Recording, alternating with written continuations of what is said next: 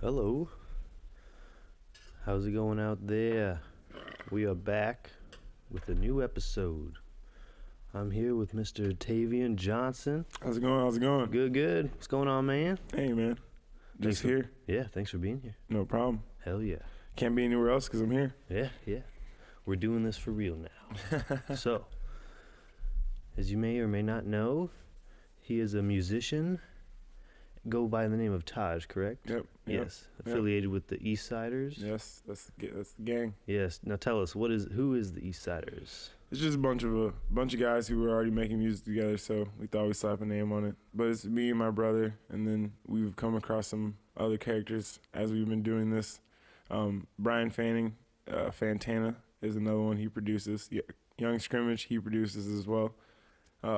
We have another vocalist, his name is Spurg, and right now we were just hanging out with some more people from out east. Most of the people who were rocking with us are from East Moline, so that's where part of the East Siders influence came from. But yeah, it's just a group of guys that we were hanging out anyway, so we thought we might as well do something cool with it. Right. Now you a QC native? Yeah. So I originally was born in Silvis at Illini, but I would say I'm from East Moline, and yeah, I lived here most of my life, moved a couple times away, but somehow I always managed to find my way back here. So I would definitely say I'm from the Quad Cities, but I'm definitely from East Moline. Hell yeah. I lived all around this area. Definitely. So where did it all begin? What got you started into music? Well, I mean, it's something that's always been a part of my life. My mom was very into music, and I remember us listening to just all kinds of old just bangers, honestly, but like a lot of Lauryn Hill, a lot of the Common, a lot of that soul movement was my childhood, and ever since I can remember, I've been hearing music, and like music's been around me, and so as I got older, it was kind of natural that kind of continued, and now I found myself getting yelled at by my mom because I had headphones in while I was trying to do my homework, because I just always liked listening to music, and music and sports are super intertwined as well. So I was playing basketball and doing sports and running around with my friends. And so one of the things you're going to talk about is what music are you guys listening to and all that. Yeah. So it's always kind of been around, and it's always kind of been a part of my life. But I didn't really start trying to make my own until I was a freshman in college, so like 18, 19, somewhere around there.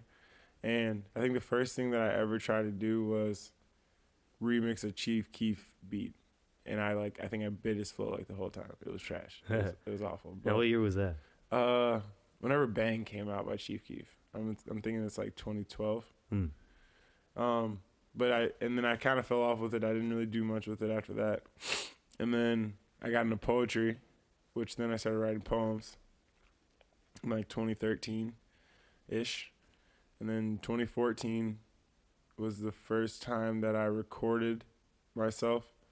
2015, I think, is the first time I put something out. And then 2016, I think I put a project out or something like that. So it's fairly recent. Nice.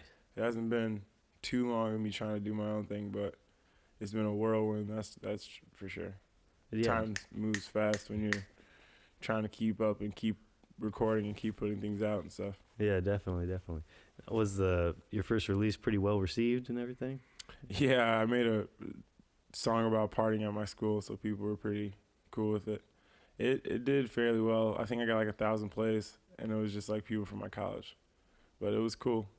I mean, I'm one of the lucky ones that one of the first things I recorded I was able to put out. Like, it actually sounded good enough, because I know that's not the case for everyone. And that's a tough thing to have to get over, especially if you're not familiar with the recording process. That's a tough thing to have to cope with. It's like, I don't like this. Yeah, definitely. Yeah, a lot of people have a gift, and then it's hard for them to go about finding out how they might get it out there, and everything. Because, with recording, people forget that what you're looking for is an inspired performance. Like, you have to like what's coming out of your mouth in order for you to like what's going to come out of the speaker. And I think people get a little disconnected now that we have the ability to do all these edits and, put all the sweetness on people's voices and stuff. But that's only going to mask it. And it brings out the good if you like it, but it hides the bad if you don't. But you can only do that so much. Right. Especially before it just sounds like unnatural. Right. Did you start going by the name of Taj right when you started releasing music? Yeah, that's my initials. Nice. And so it just worked out nicely. I was thinking about something else, but none really stuck. And I was just like, yeah, it makes sense. And also, my brother's name is Avery. My younger brother's name is Julian. So we had a dog named Taj when I was a kid, actually. Oh, okay. Nice. So it's like been around forever. That's cool. Yeah, it just happened to work out that way. And so if you released your first project in like 2016, when did Eastsiders form, basically, as like the name, basically? We did our first show together last April. Nice. Yeah, and so we've been, I guess, on the scene since then. Me and my brother were doing shows before this, but the guys that we were doing stuff with, that was really like their start. Not that late. They were doing stuff probably like 6 months before that as well. Mm-hmm. But yeah, it's been about almost a year. It'll be a year in April. Cool. And now, the start of this year, you and your brother opened a recording studio, correct? Oh yeah, Eastside Sounds. Yes. If you ever need to get your recording needs met or production needs or really whatever, I do graphics as well, but that's where we do most of the stuff that we do out of. And it's just a nice little space. If you're trying to do something that's a little more homey, as opposed to like, your big empty rooms that are some studios, we definitely can provide that, and we have pretty low prices. We're trying to make sure that we give anybody that wants to record the opportunity to do so. So it's definitely been going well. It's interesting to own a business. A lot goes into that. Yeah. And it's a lot of effort. It's not easy. It's probably why most people don't do it. But it's been very entertaining and very engaging, and you have your ups and downs and stuff. But yeah, month one in a day. Nice. And it's been good, man. It's been real good. Hell yeah. Is that your brother Avery? Mm-hmm. Okay. Yep. Is it just you two guys that own and operate it, or is the other like Eastsiders involved? Nope, it's just us. Yeah, cool. It's just us that are owner operating, and if you want to get in there, you got to go through one of us. But the people who, are with us and that do music with us the most, they all have access to come in and out and do their stuff there. And we don't even worry about that because we probably wouldn't be doing what we're doing right now if it wasn't for those guys anyway. Right. So, yeah, we try to keep it as straight up as we can. Definitely. So was the opening of the studio, was that basically bred from the fact of like you wanting to be able to just do it yourselves anyway?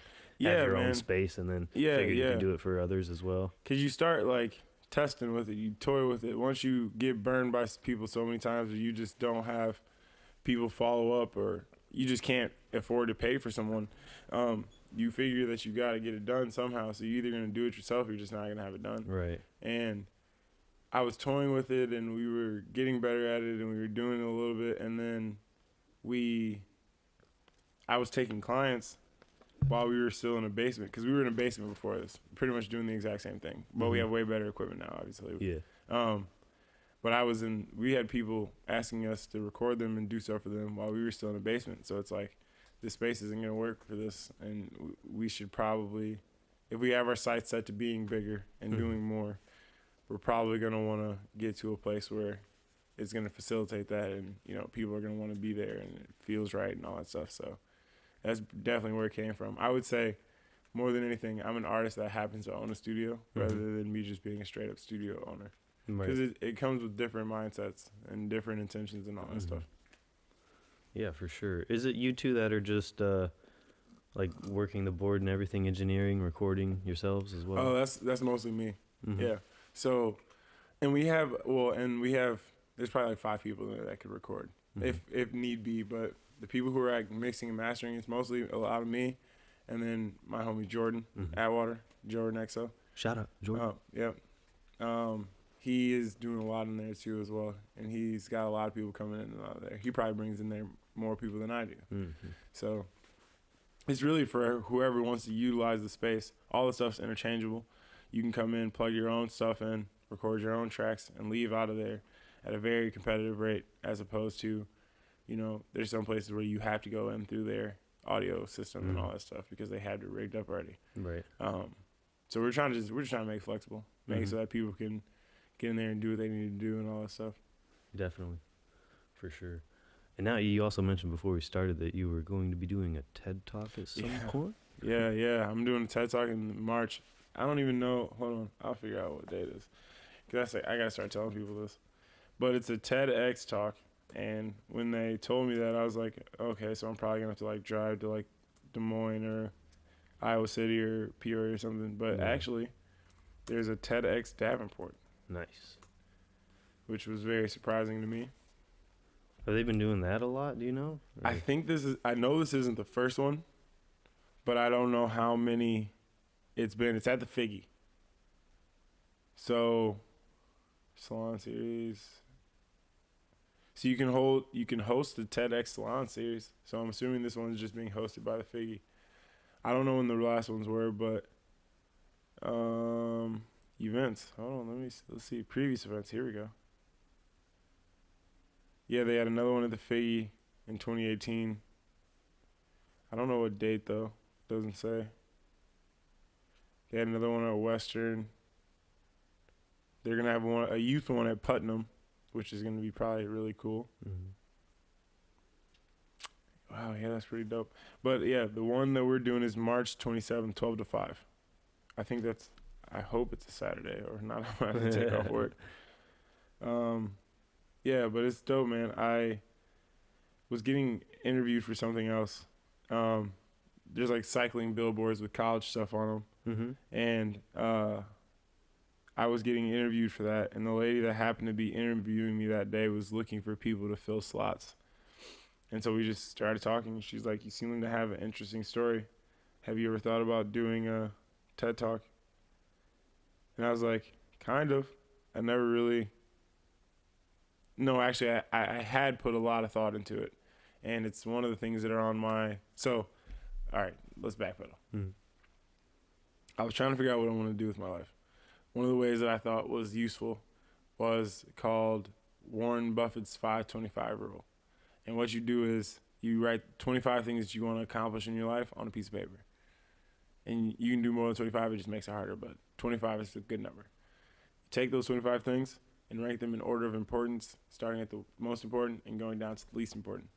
Once you have them in order of importance, you look at the 5 things that are on the top. Remember those 5 things, the 6 through 25, put a giant line through all of those things. Because if you really are serious about getting 1 through 5 done, you should not be putting energy into 6 through 25 because you haven't even finished the most important thing yet. Why would you do that? If you're putting time in 19 and trying to move that forward, but you're not accomplishing what you should be doing for number 1, you're actually being ineffective based on your own moral compass and how you gauge your productivity, right? Because you wrote the things down in order. Mm-hmm. So I think, actually, I'll tell you exactly which one it was.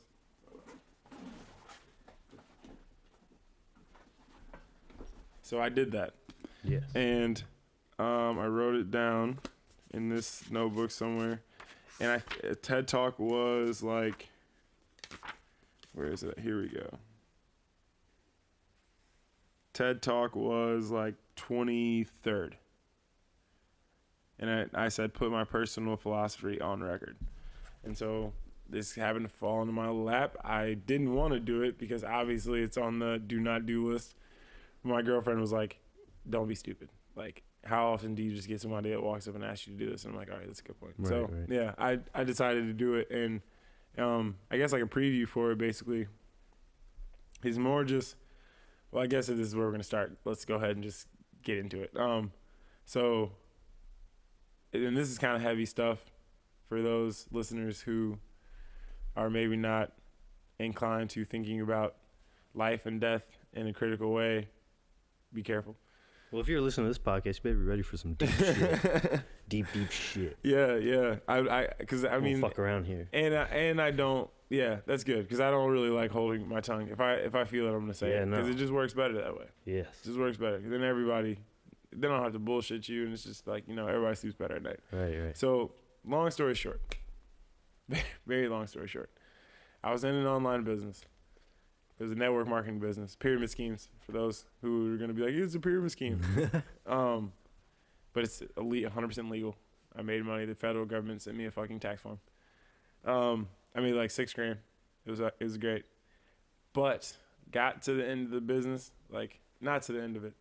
I was in these meetings with these peoples and having these conversations.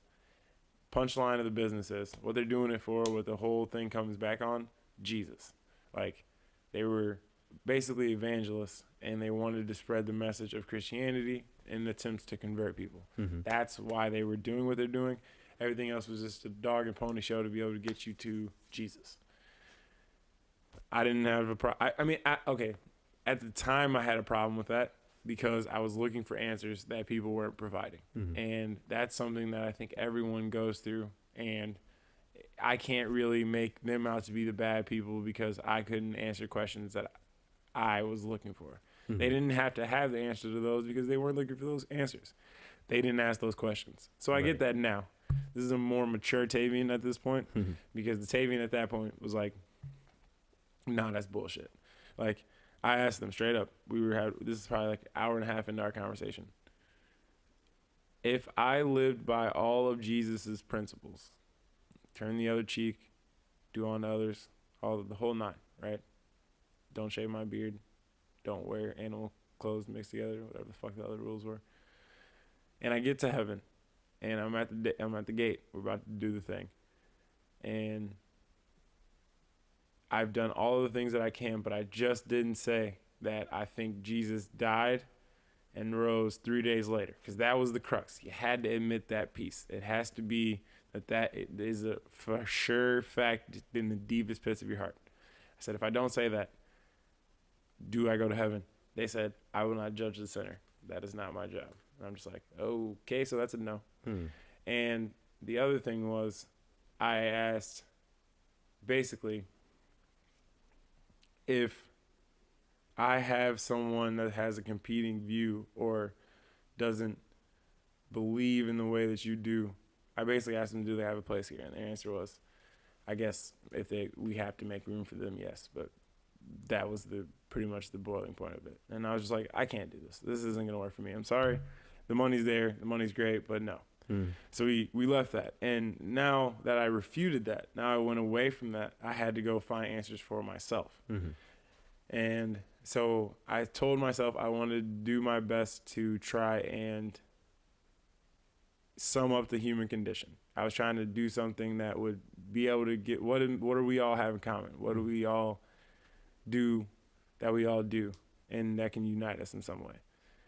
Little did I know this question drive people insane. Like, some people legitimately lose their mind doing these things. And it's like, it's like playing with fire. But side note, we're all descendants of the first ape that saw fire and was like, I'm gonna fuck with that. Like, everybody else was running away and they're like, nah, I'm gonna fuck with that. Yeah, like, yeah, right. We all come from that guy, whoever that guy was, or girl. I'm not sexist.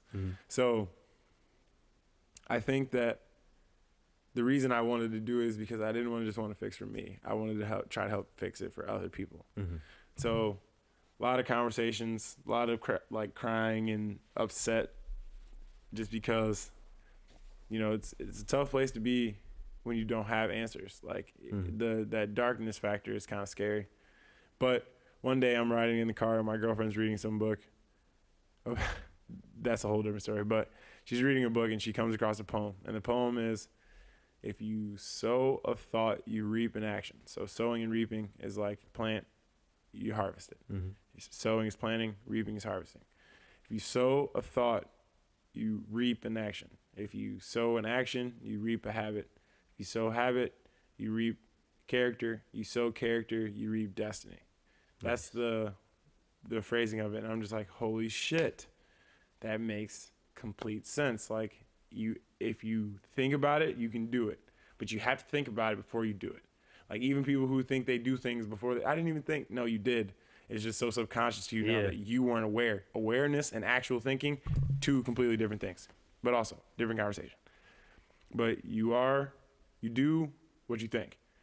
Your habits are just what you do often, or what you do repeatedly, or what you do at the same time every day. Like, if you eat around noon every day, then you eat lunch. That is a defining characteristic of you because you have done it over and over again. If you eat Taco Bell at 4:45 in the morning one day just because you were that drunk and Taco Bell was the only thing. Actually, they closed at like 2.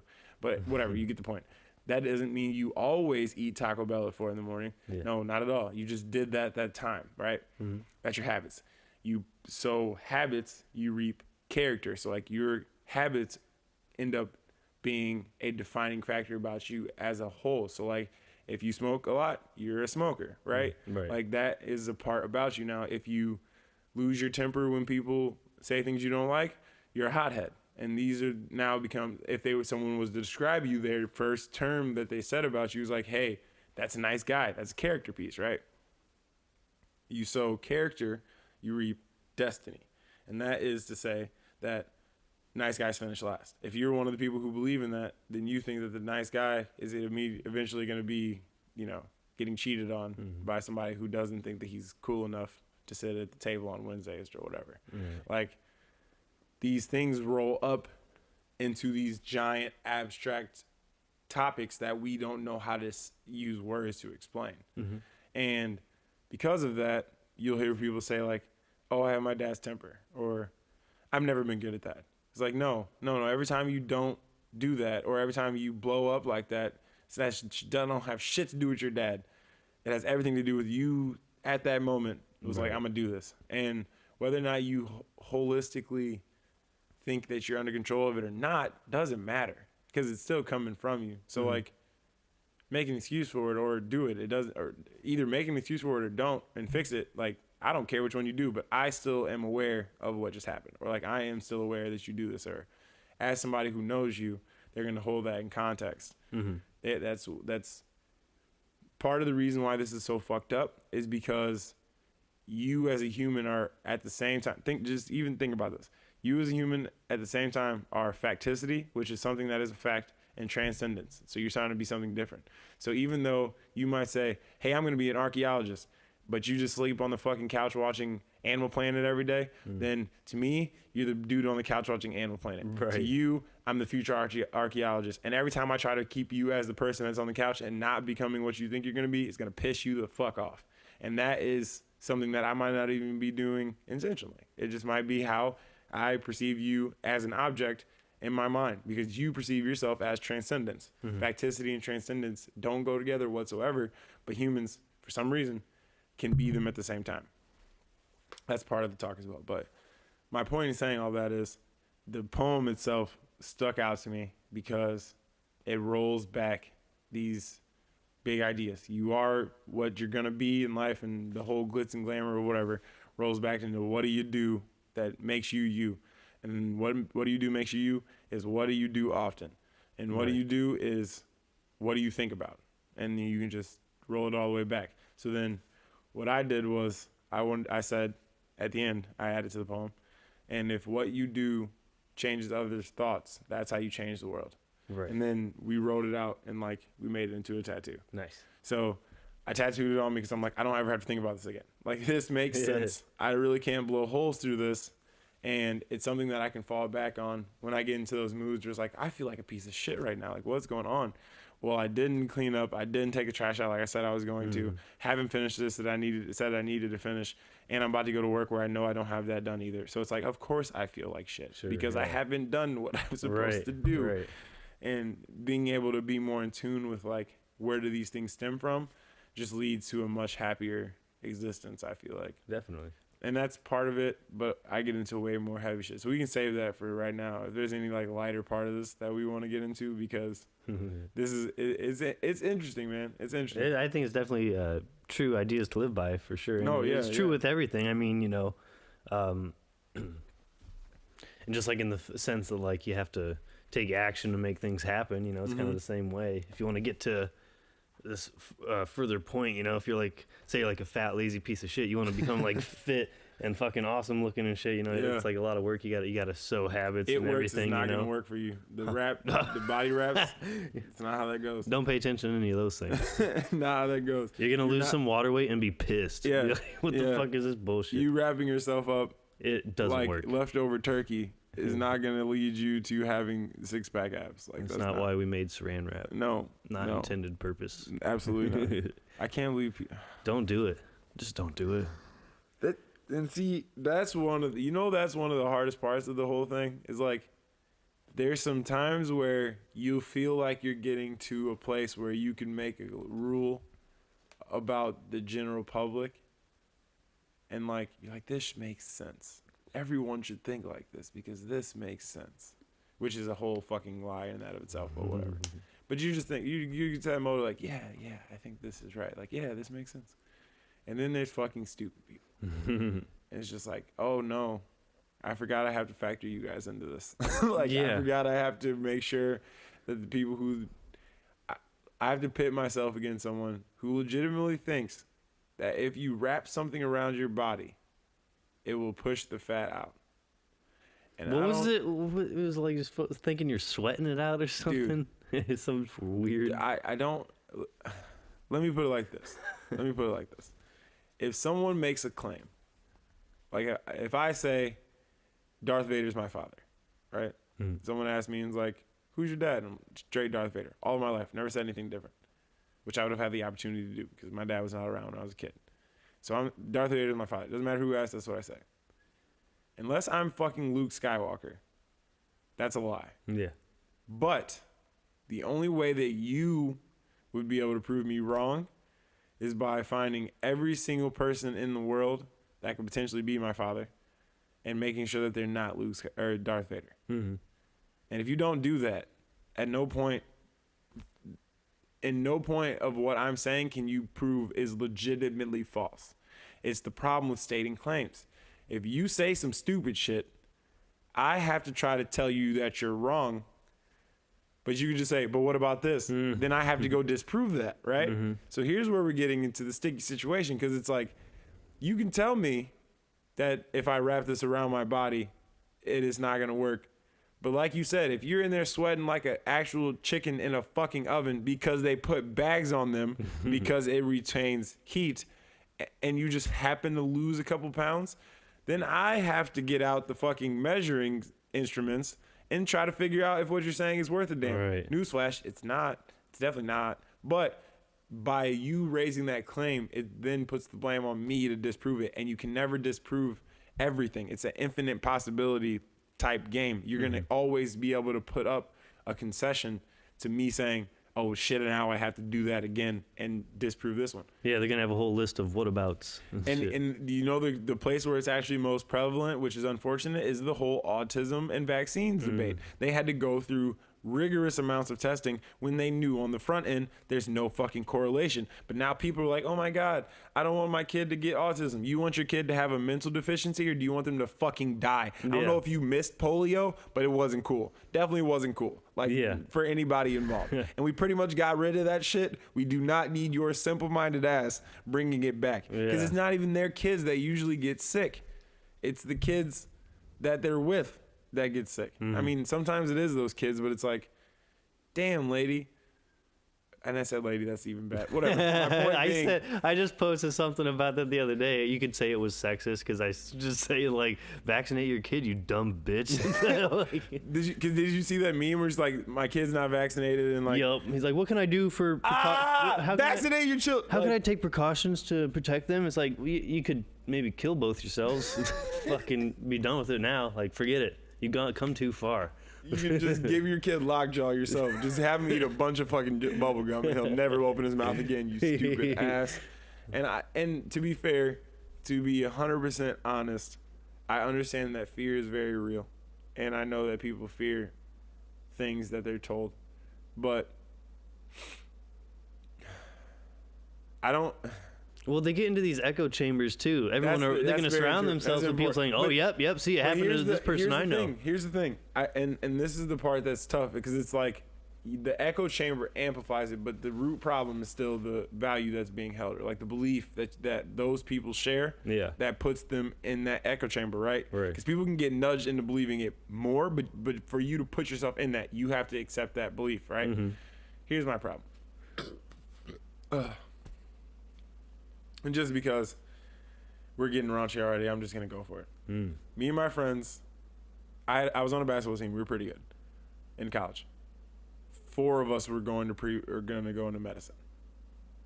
4. Yeah. 4 of us were going to go into medicine. We all had classes together and shit. One of my friends said, if he said he thinks it'd be a good idea to start taking labels off shit.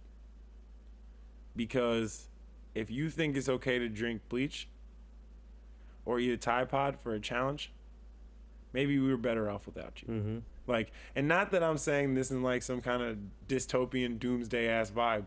I'm being 100% honest, because it's like, it's something like we trying to foolproof life, so we keep letting stupid people do stupid shit. No, it's horrible. Like, that's one of the worst things about. we just keep letting dumb ass people. That's one of the worst things about dumb society. shit. It's like we were advancing crazily, like technologically and like with medical science and everything. So it's like, it's great. It's a good thing. It's like, yeah, well, now, but it's like raises this other problem. It's like, well, now we can keep. It's so easy to keep so many people. People alive. don't die anymore. All these idiots are just wandering around. Dysentery doesn't just take motherfuckers out anymore. I know, and it's supposed to, like the natural selection, you know. Dude, and this is one thing that Elon Musk said this, and it scared the fucking shit out of me. But it's the truth.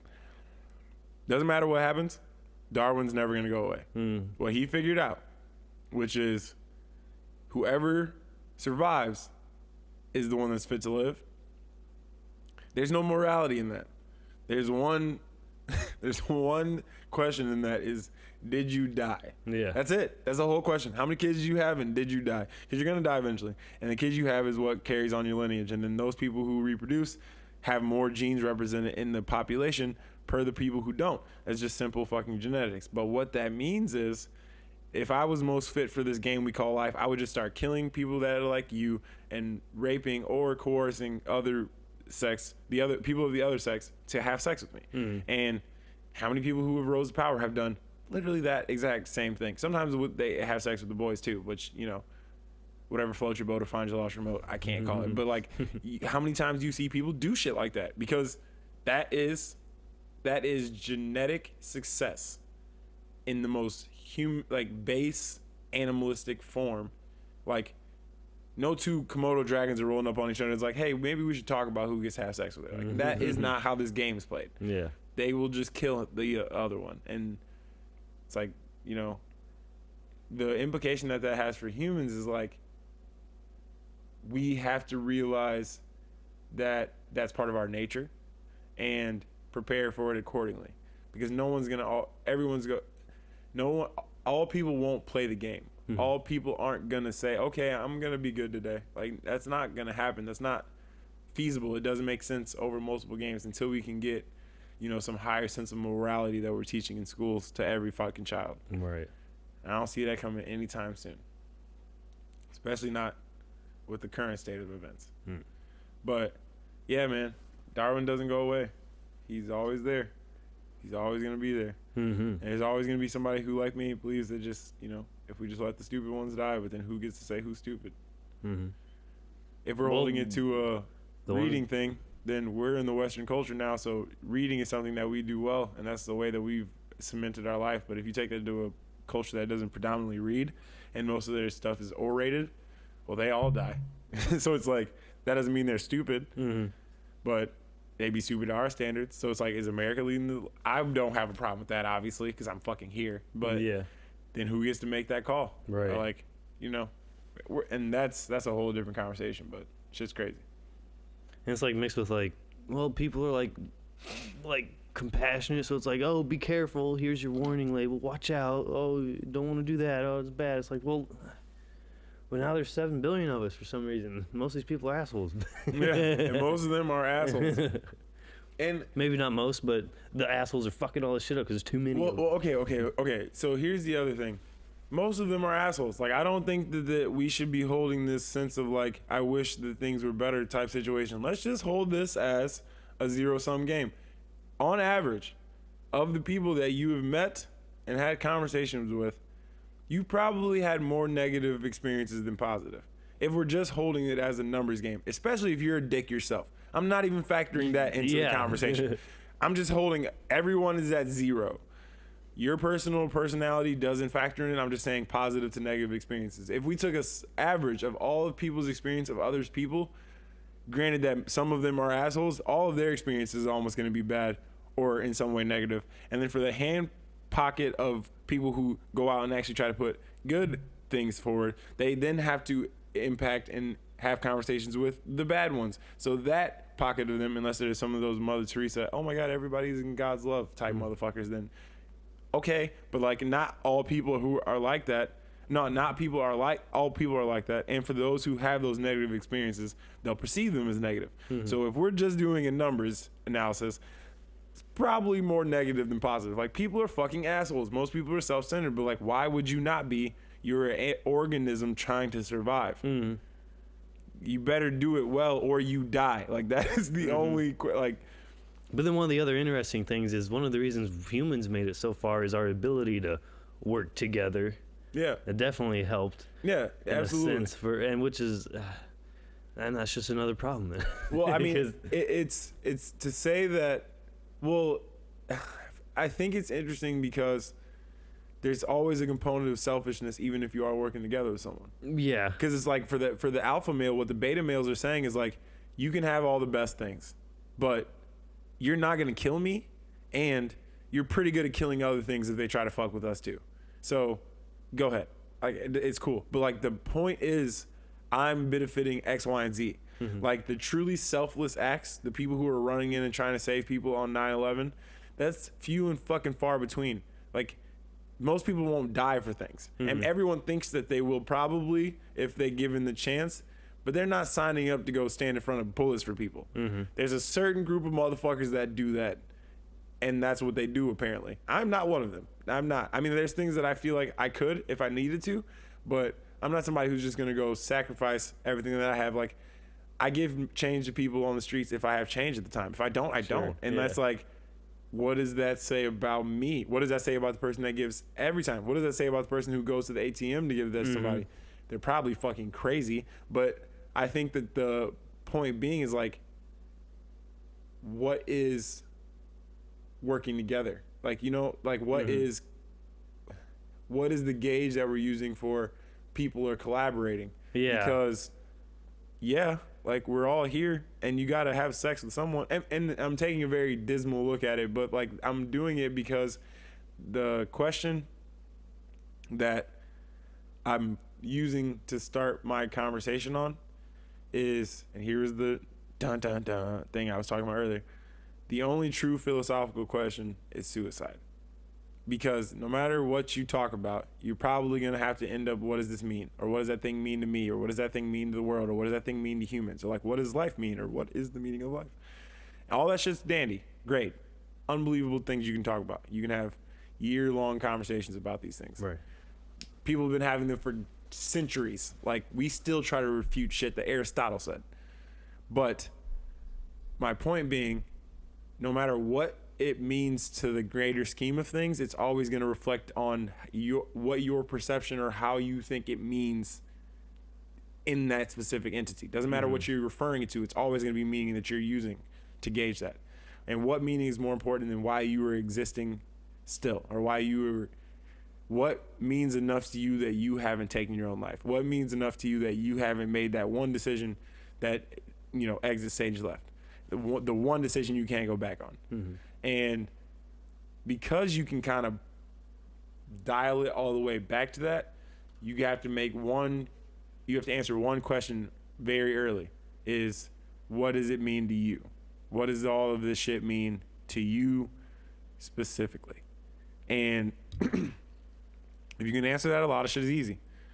Like, a mom holding a baby in her hands, crying and feeding it, she probably doesn't need to think too hard when you ask her what her meaning is right now. She's currently fulfilling it. Whether or not she likes it, she knows exactly what she's doing. And I'm only using that one because it's so easy for people to latch onto. It's a tale as old as time. Is that what the fucking intro? Disney's fucking amazing, bro. We're not getting into that. I have a whole ass conspiracy theory with Disney, but we can get into that later. Maybe save that topic. But I think that because it's always coming from what it means to you, we're all selfish. We have to be. That's how you analyze the world, is how it reflects onto yourself. And when you love someone, I think that you accept that how does this reflect to me, to how does this reflect to us, and that us component is very important, because then you make the entity bigger than just your own consciousness, et cetera, et cetera.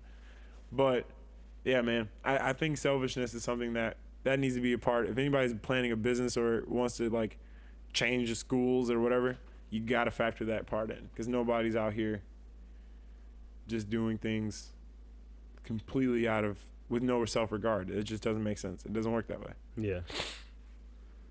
Is my opinion. I always have to do that because I've had people who have severely disagreed with my opinions in my conversations, and they don't say anything. I'm like, dude, why didn't you say anything?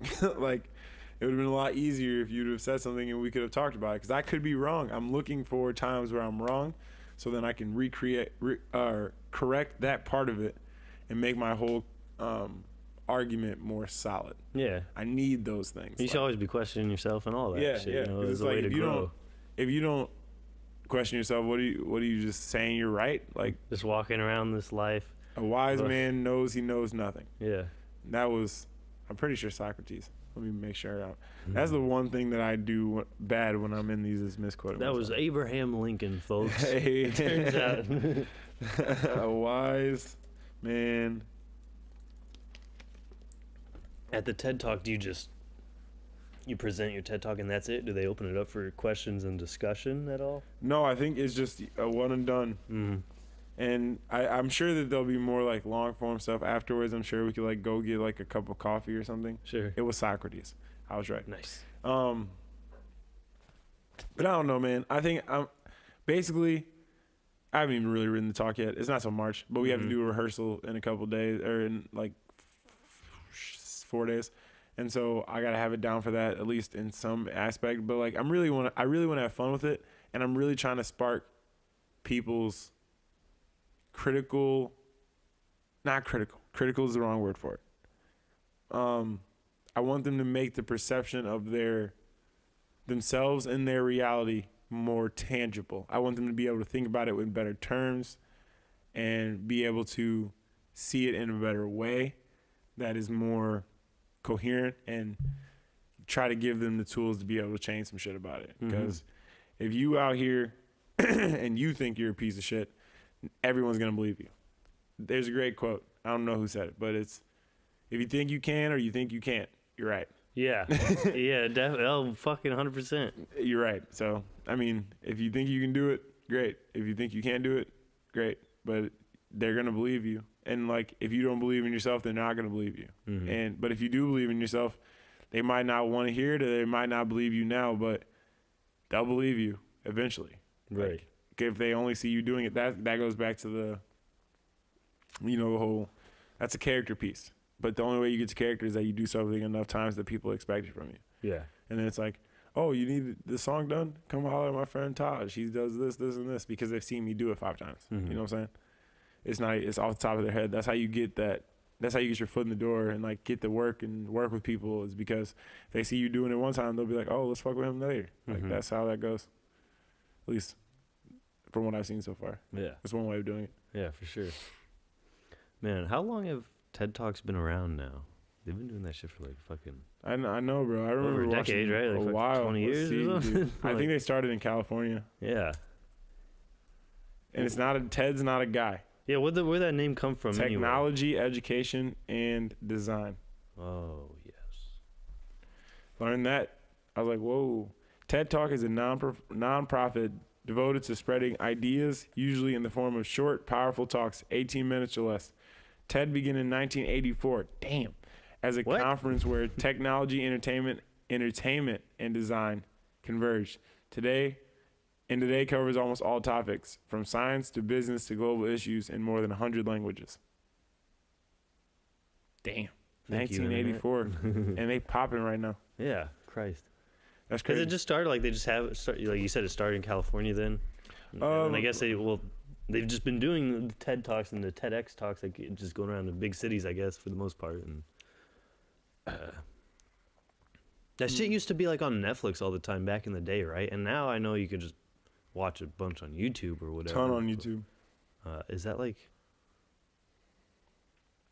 Where's your Wikipedia page? What's that? I said I'm going to find their Wikipedia page. Like, Someone knows. Is it like a non-profit thing? It's a nonprofit. Yeah. Technology, technology, entertainment, design. Hell yeah.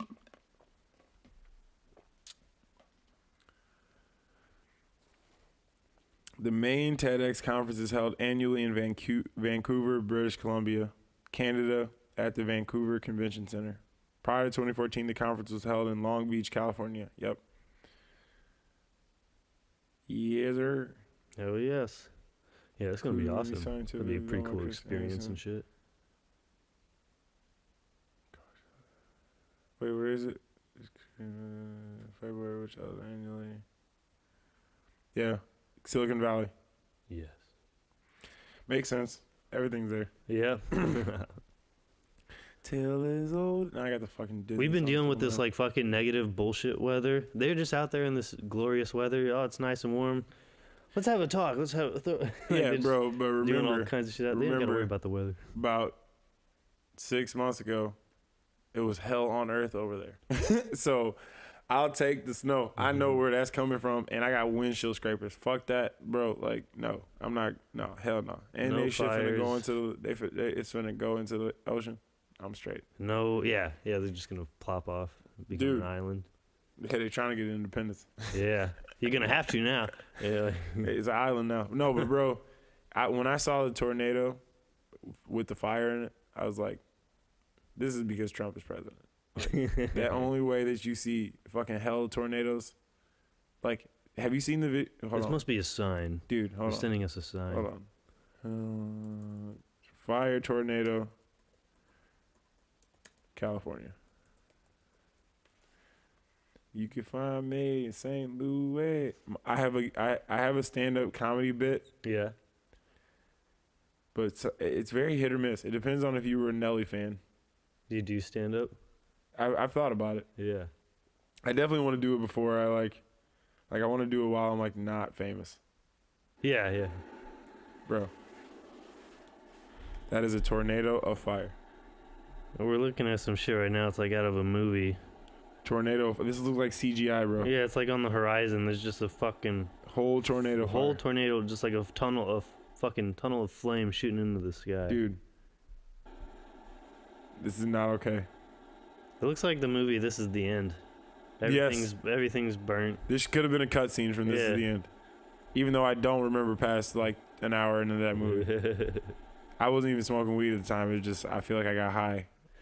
I don't go see movies that much, but I would always go, to the theater high as fuck, right? And then it's just, I never remember shit Yeah. from the movies. Like, I'd have to watch a movie all over again.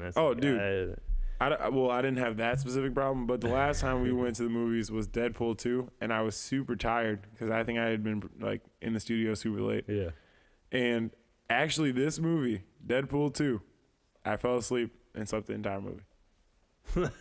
Didn't see entire it. Nope. I Yeah. fell asleep with the credits. Dead. It was snoring in that bitch and everything. And it was when they got the reclining seats.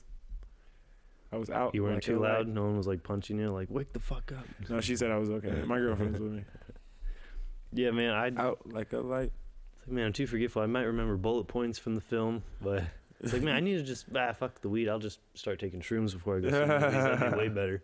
You can Way worth my money and experience. you can look at the Spark Notes for the movie. Yeah. Dude, shout out to Spark Notes. That's the only way I got through school. Spark Hell Notes yeah. was the shit. Did you ever use Spark Notes? No, not much. Maybe here and there. Were you one of the good kids? I mean, I don't know. School is like, thinking about school for me, it seems like, oh, it was so long ago. I feel It was you. like 30 years ago. Dude, the crazy thing is like, so I work with a lot of people who are like, the people I work with are probably like mid 30s, late 30s, early 30s, right there, Mhm. circa there, right? So I'm 25. So you would think that isn't that big of a deal. I get shit about this fucking daily about how young I am.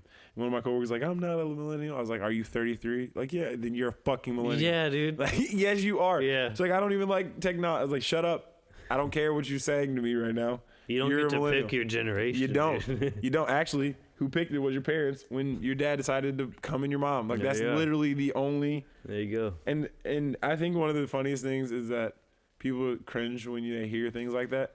And Kanye West put it so well. Even though we could do a whole conversation on Kanye West right now, I would highly suggest against it because I have very strong feelings and they take very long to explain. And he's not worth the time. But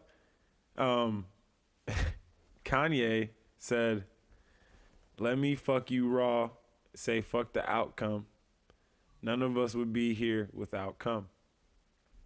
And he's right. Like, wise words there. There's no part of that where I hear lying. He didn't lie at any part of that. He didn't lie at all. There wasn't a lie. There wasn't a lie to be found right there. Yeah. And it was clever. And he used this like weird ass like, oh, is that the polar bear from? Oh my God, that's the Coca-Cola polar bear. It is. Oh, dude, that's him. What joke did I have about? Oh, Dave Chappelle has a great bit about the Coca-Cola polar bear. She was like, "You should buy the white can of Coke because it supports the polar bears." He goes, "Bitch, if a polar bear was in here right now, it would try to eat you. Fuck that can of Coke." He said, "You know what? Let's bring a polar bear in here. I'm going to drink the can of Coke behind this glass. And you tell me how the polar bear is helping you out right now." Yeah. It's like eating your fucking face off. Like, yeah. But yes, shout out to that polar bear. Me and my girlfriend were just talking about like bears and animals like that. It's like, well, some people say like, yeah, "Oh, he's so cute." The bear's so cute. It's like, well, because you've seen him on like a poster, like a cartoon, or like a fucking whatever. It's different when it's in your TV. I mean, pictures of bears can be cute looking, but yeah, dude, you see that shit in real life, dude, you're gonna shit your pants. And they run like 30 miles an hour. They're gonna climb the trees too. Usain Bolt is only like 32 miles an hour. Yeah. He can barely outrun a fucking bear. Fuck. That shit's gonna kill you. And the fucking well, that's the other thing. Well, the fucking paw is like bigger than your fucking head. Yeah. It's gonna kill you. And the thing with those types of animals, they don't even like kill you. They just start eating you. Yeah. Or whatever. They don't need you. Yeah. Okay. Or like they'll leave you half dead because they got what they wanted. Yeah. Yeah. I was watching a dude that survived a bear attack explain like how when the bear, he just played dead the whole time and the bear kept coming back and like biting and stepping on him. And he said when he bit his arm, he hurt his bone crack. And I was just like, you know what? I'm thankful for civilization. Even though civilization has caused a lot of issues, I'm great. I'm great with it. Like, fuck it. Global warming. Like, I'm sorry. I'm not getting eaten by a goddamn bear. That's not how I'm going out today. Yeah, right? Like, did you ever hear that story about the dude that was like taking the films of the bears and like sleeping with them and stuff? And the bears fucking ate his ass. did they make that a documentary or something? They probably did. I don't know. I'm not watching that stupid shit, bro. What you mean? Oh, the guy that fucking thought he was Yogi's picnic basket didn't get eaten by a bear? Like, that would be more interesting if he was still alive telling the story. Yeah. Like, of course he got eaten. So It's a bear. Matter of time. It's a bear. I feel the same way about like fucking chimps and shit. Those things will just jack you. Rip like, your whole face they'll off. rip your whole fucking. Rip your actual face off. They attack like fucking shit that you care about. They start ripping off your fingers and shit. Yeah. They'll like probably rip your dick off or whatever. Well, dude, and you got to think like they know how to injure things that are very similar to our anatomy. That's what they fight against. Mm-hmm. Like when they attack people, like if two beta chimps want to take out the alpha chimp and they've performed an alliance that they're going to do a coup, when they attack them, they oftentimes will rip limbs off. That's how they debilitate you, and then you bleed out quickly. But they rip you apart, like literally limb from limb. It's fucking disgusting, bro. Thank God for civilization. And they're super sharp, bro, right? It started with harness the fire. Some of the animals got scared of the fire, and then we're all weaponry and of that guy. We're all descendants of people that were trying to not get fucking eaten, and now we have so many.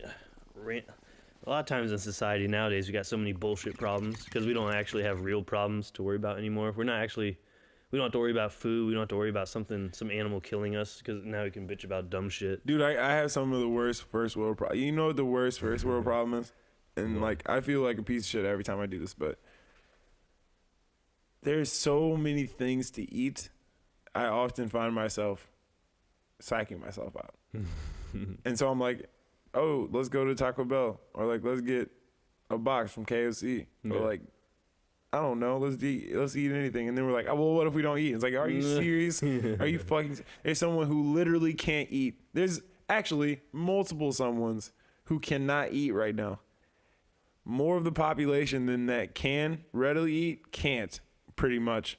And I'm over here fucking upset because Chick-fil-A isn't open on Sundays. Like, that shit is terrible. But Yeah. it's the world we live in, apparently. All right, so you just go to like someone who's just like a fat slob, out of shape, whatever, just living off of fast food. Just go to them, all right, so here's what you got to do, all right? I'm going to give you this gun. You're lucky I don't give you a bow. You're going to have to go out into this woods. You're going to have to track prey down. Be careful, you know, you got to be downwind. Yeah. Don't make any loud sounds. Don't be seen. You got to track this prey for however many days, then shoot him. Hopefully shoot him and not scare him away and then have to track down another one. Then, you know, cut its skin off, you know, disembowel it, whatever.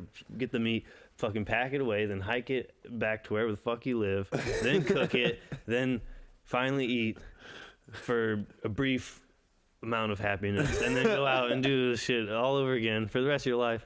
You ready? Forever. Forever. They just want to. They're bitching because like it's cold outside. They can barely even get in their car and just like roll down the window. Let me get up. Yeah. Number 3. One of my friends is like, "Oh my god, I went to Starbucks today and I rolled the window down and it wasn't terrible." And I'm like, "Oh, that's what we've been reduced to." And I don't think I want to hunt like that, right? Like I don't really like. I'm sure I could, and I've heard that it's something that you should really do because you consume animals, and that it's like a very intimate thing. And Definitely like, intimate. It's something that you need to experience because you already participate in it. Very powerful, actually, knowing where your shit comes from and like taking it all in. And I've said it tastes the best that way as well. I've heard. Even if you grow your own shit, like even if you're fucking gardening and shit, making some shit. And I've been in, some of my family members do that shit. My girlfriend's rents do that shit a lot, actually. Yeah. But I don't know, man. I just don't feel like shooting shit right now. Mm-hmm. And while I think that I could do it, and I think that would be something very interesting to do, doing that for your entire life would be mentally taxing. Yeah. Well, like, you know, honestly, it depends what ankle? you do hunt. Like, it would be dope if you could like hunt some elk, because I mean, those things are like fucking huge. So it's like if you're just like yourself, if you could hunt an elk, take it back, you know, put it in a big ass freezer at your house or something. That's like hundreds of pounds of meat. Well, I mean, we get grass fed cows, and we split a pig with my girlfriend's parents. Nice. So we have like 40 steaks at a time, and like, you know, nice 80 ground beefs and shit. Fuck yeah. Like crazy stuff. So, and I'm exaggerating a little bit actually, but we get a lot of the meat because it's like it's easier to buy that way, and you know it's coming from, it's grass fed, locally sourced. Like we know what we're eating, we know what and we only do it once a year. Shit, let me get some of that. You're right. It's nice though. It's nice. It's definitely the way that I would suggest, like, because meat is expensive. That's really what you're going to the grocery store and you're spending your bread on, unless you're going like high end little Debbie snacks and shit. But meat's expensive, and the whole like. I would be a vegetarian if I was actually a good person. Yeah. Like if I actually was a good person, I'd probably be a vegetarian. But like steak, bro. Fuck that. Like it's so good. Yeah, I mean, or I wish I could afford to always be able to buy the ethically raised shit, and also for like health reasons. I don't want to eat this bullshit all the time. Pesticides, antibiotics. But yeah. But I don't know. You could just become a vegetarian and then just grow your own food. Then you have some, you know, like growing your own shit. That's it. No meat. I don't know. If whatever floats your boat or finds you lost your moat. I can't pretend like I care. Like I can pretend like I care. Like this is how much I care. If I saw an animal like hurt on the side of the road, despite the animal probably, I would try to go help it. Like, I would legitimately put forth effort. But I'm going to eat hamburgers. Like, I don't, maybe that makes me flawed. That's fine. But I think the people at PETA are fucking pretentious. So it's like, what? We're both not ideal here again, apparently. Like, sorry. So you just mentioned PETA. Speaking of PETA, I know you mentioned Disney earlier. You following Toy Story 4? Yeah, dude, Belle came back. Yeah. That's going to be crazy. So they're with the kid now, right? Like, I don't know. Dropped them off to the kid. Yeah, I'm wondering. It's going to be interesting. But yeah, Bo Peep's back. I just saw an article that PETA demanded that Bo Peep not have her, like, shepherd's hook thing. Because it's like a they used to like fucking drag the sheep. Yeah, because the motherfucking sheep. It's not like you say, "Hey sheep, can you walk in a straight line?" He's like, "What the fuck are you talking about?" Yeah. PETA, listen, let me. PETA, it's like, dude, it's a toy. The Bo Peep toy. It's like you can't just. Let me do this. It's like you gotta fucking. It's just for a visual thing. It's like it's a classical toy. Bo Peep. That's what she used. That's what she carries. And now she's a feminist or something. This is. Let me read these to you. So this is what I think. So this, I'm gonna read the tweet first because all right, whoever the fuck Claire G. Coleman is needs a fucking side job or she needs to do anything else besides what she's doing. She said, "Any chance you had of getting my respect?" Or no, sorry. Claire G is good. Claire G is good. I'm sorry. She tweeted at PETA and said this. "Any chance you had of getting my respect is gone at PETA. This tweet of yours equating speechism with racism, homophobia, and ableism is deeply disturbing." This is what they said. "Stop using animal language, anti-animal language. Instead of saying, kill 2 birds with 1 stone, say, feed 2 birds with 1 scone. Instead of be the guinea pig, be the test tube. Instead of beat a dead horse, you feed a fed horse. Instead of bring home the bacon, bring home the bagels. Instead of take the bull by its horns, take the flower by its thorns." Now, 2 things immediately. Number 1, beating a dead horse is terrible. But feeding a fed horse is also not good if you are overfeeding the horse. And how much of the dead horse is feeling the fact that you're beating him if he's already dead? So realistically, your comment, if you want to just say strictly with conscious awareness of unfortunate things happening to you, is more harmful than mine because what I'm saying is dead already. Yeah. What you're saying is now being overfed. Because your stupid ass. PETA, they don't even understand that one. Like, beating a dead horse, the point is it means it's redundant. Like, which you retard, like fucking idiots. Yeah, and you wouldn't repeatedly feed a fed horse because that would lead to the horse dying. Then guess what you could do with it after it died? Fucking beat it. Beat it. That is what you would do to that because you're a fucking idiot. Yeah, and beat yourself because you're fucking retarded. And that's the second point is, are you they equated that to racism, homophobic language, ableism, which is like the, handicapped people being able to do what they do in the world without calling them terrible names like retard, and ableism. They compared people who realized that these forms of saying things, racism, homophobic slurs, all that were terrible. So now you should stop using animal language. That's how they pitched this stupid ass list. I was like, you ignorant motherfuckers. Yeah, I don't know. You stupid bitch. Like, I can't believe that. I can't believe it. And I was like, this is the world we're living in. This is actually a whole thing. This is something that actually happened. Okay. Yeah, I had heard that briefly about some of those phrases they were bitching about, but I never read into it. It's really cringy to. Dude, the most. Are they just trying to throw topics out there and seeing what sticks? I think they're just trying to. I don't know. You lost me. Like anything good they could say is just going to be washed out by all the dumb shit they're saying, Nothing at this point get taken seriously.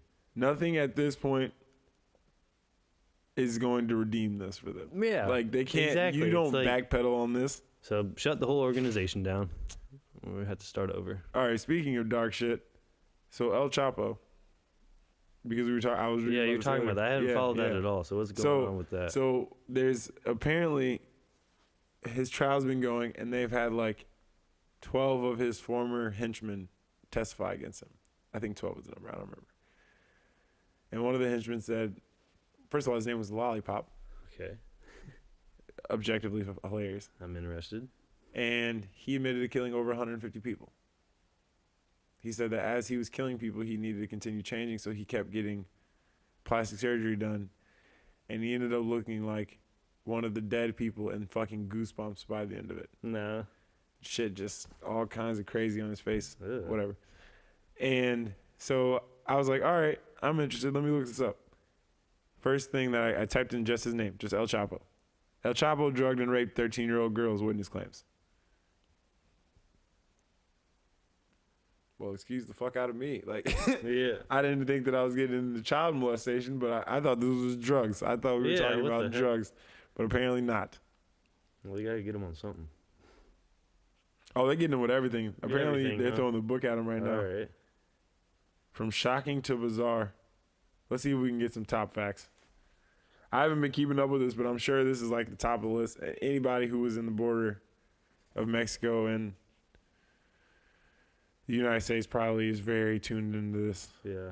He had a high-tech murder room in his mansion, a drain to the floor for easy cleanup after slayings.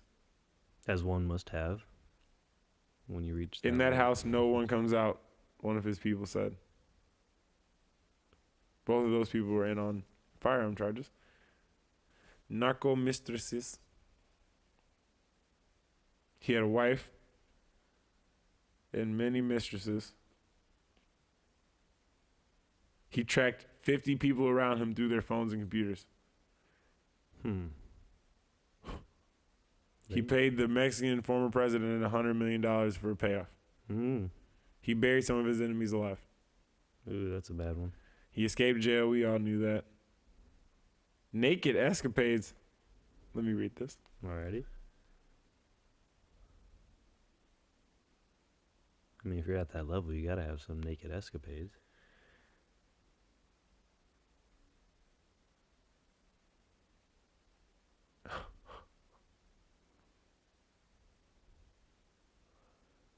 He had another mistress who they were in the house together, and the Marines busted into his safe house.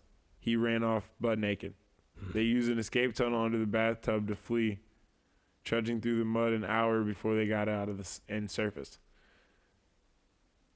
That's crazy. Damn. He had a diamond-plated handgun. So He had what- his own cousin killed after he lied about being out of town. 328 million lines of code. What? The U.S. attorney said that in his opening argument that El Chapo had sent more than a line of cocaine for every single person in the United States. That's 328 million lines of cocaine. He need 20 tons of cocaine if that was the case. 20 tons. Sounds like a party. He decided to test out his weapon after the group had finished their target practice with assault rifles. He had an anti-tank rocket launcher that he took on a trip with him in 2005. Jesus. You must be prepared. He also had a private zoo. We're just going to end on that one. Alrighty. I think I got everything I needed out of that. Very enlightening. I mean, wasn't he the one that was spending like $1 million on rubber bands? I think Or was so. that Pablo? That was Pablo Escobar. That was Escobar. Might as well be him. It was Escobar. Escobar was spending like, here, let me give you the exact number. Because this is probably the best part of me. Part of the story for me. Pablo. I hope no one listened to these things. You got to factor that into your budget, the rubber band budget. Dude, you have to. I wish I was had that much shit going on, you know? Where I had a rubber That you band had to budget. have rubber bands in the budget. Yes, dude. You think you'll have a rubber band budget someday? I would like to hope God willing, we'll have a rubber band budget someday. that hopefully one day I have to write in, we need this many rubber bands for my new money that we're getting. But in efforts of that not happening, I hope Bitcoin takes off so that I can just have it all digital. Man, if we only invested in Bitcoin at the start, Right. we'd be living it right now. God damn it. His wealth grew so immense that he stashed piles of it in his Colombian farming fields, which were warehouses. Pablo was earning so much a year that he'd write off 10% of the money because rats would eat it in the storage Man. or was damaged by water loss. Jeez. You gotta, what? Damaged. You gotta store it better, but I guess he doesn't really. According matter. to Roberto Escobar, the cartel spent an estimated $2,500 a month on rubber bands needed to keep the money held together. $2,500 a month on rubber bands is how much a year? Hold on a Dude. second. Man. $30,000 a year on rubber bands. Now, another thing is, are they just buying it little bits at a time? You know, just buy a few rubber bands as you need them, as you go? I mean, or is like you're gonna have to buy them in bulk, right? Like definitely. a fuck ton. If you're spending $2,500, you're not going to Kinko's. And like if you just, I'm sure you can order a fuck ton of online and whatever. I wonder like but how at what much. point do they start tracking? Like, is that suspicious? Someone, Dude, he some was random writing person? off 10%. Like if some random person orders That was getting eaten. yeah.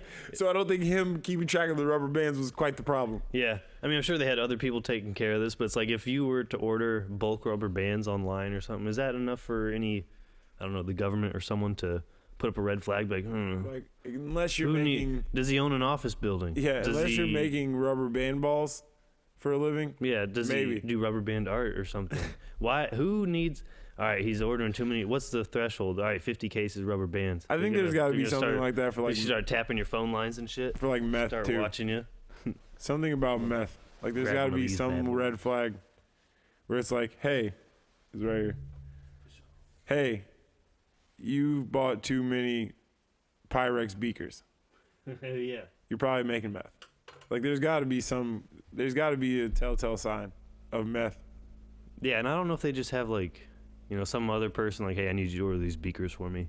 They probably do. You know, get away with it, but it's probably the dude from Breaking Bad. Yeah. They probably know their shit. They probably know, oh, I know this place is on the corner up the street where you can still get beakers. Well, it's like you knew where they would sell you alcohol when you were a kid. Right. The word on the street is I'm a suspect. Hanging with the kills in the projects. Tato and a bear, be quiet. That's one of my favorite lines that I've ever broken down from hip hop. He said, word on the street, I'm a suspect. Okay, fair. Yeah. Hanging with the kills in the projects. Makes sense that you're a suspect. Right. Tato on the barrel, keep quiet. Shh. Catch a nigga slipping from behind. He said, Tato on the barrel. It's the fact that motherfuckers will make silencers out of potatoes. They shoot through the potato. You can also do this with a pillow, I've heard from CSI. But he said, Tato on the barrel, keep quiet. Catch a nigga slipping from behind. And at first, for so long, I said the term, and I didn't. Potato, huh? I didn't think know what it was, so I didn't even think about it. And I was like, huh. About how long do you think it took for people to figure out to use a potato as a silencer? I mean, sometime after the gun was created. I don't know. I feel They're like just shooting at shit, and then they realize, oh, it's kind of quiet. Dude, right. Well, I mean, and like all of your, you know, assassin movies, they always shoot them through the pillow.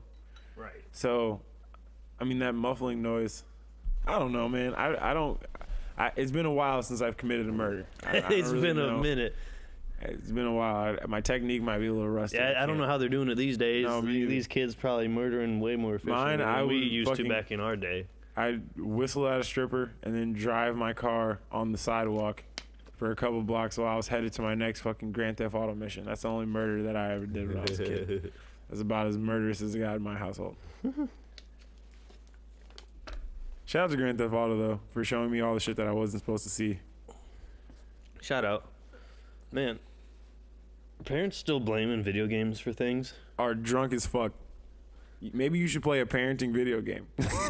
Yeah. Dude. They're just going to play the game. Well, that's going to be bad, too. They're just going to get sucked into the game and still not parent the kid. They're going to be parenting the virtual kid. Yeah. And forget about the real one. Like Sims. But my virtual kid's going to Harvard. Yeah. Yeah, fuck that, bro. Well, your real child's going to Child Protective Services, so great job. Yeah, great job, Mom. No, I mean, being a parent seems to be quite the fucking battle. So, you know, shout out to you if you're out there doing the parenting thing right. I don't have to do that right now. Yeah. But if you're doing it wrong, at the minimum, understand me for talking shit about you, because it's not my fault you're a bad parent. You can't go into that whole, oh, we're going to have a kid, just half-ass it. No, that's a whole all the way in scenario. Like, that is you put your right foot all the way fucking in type shit. Like you should be trying to be a better person than you've been your whole life. It's like, all right, fuck, now I got to. Now it's bigger than you. It's way bigger. It's like, I got to raise a actual living human creature thing. And people fuck it up. Yeah, like horrifically.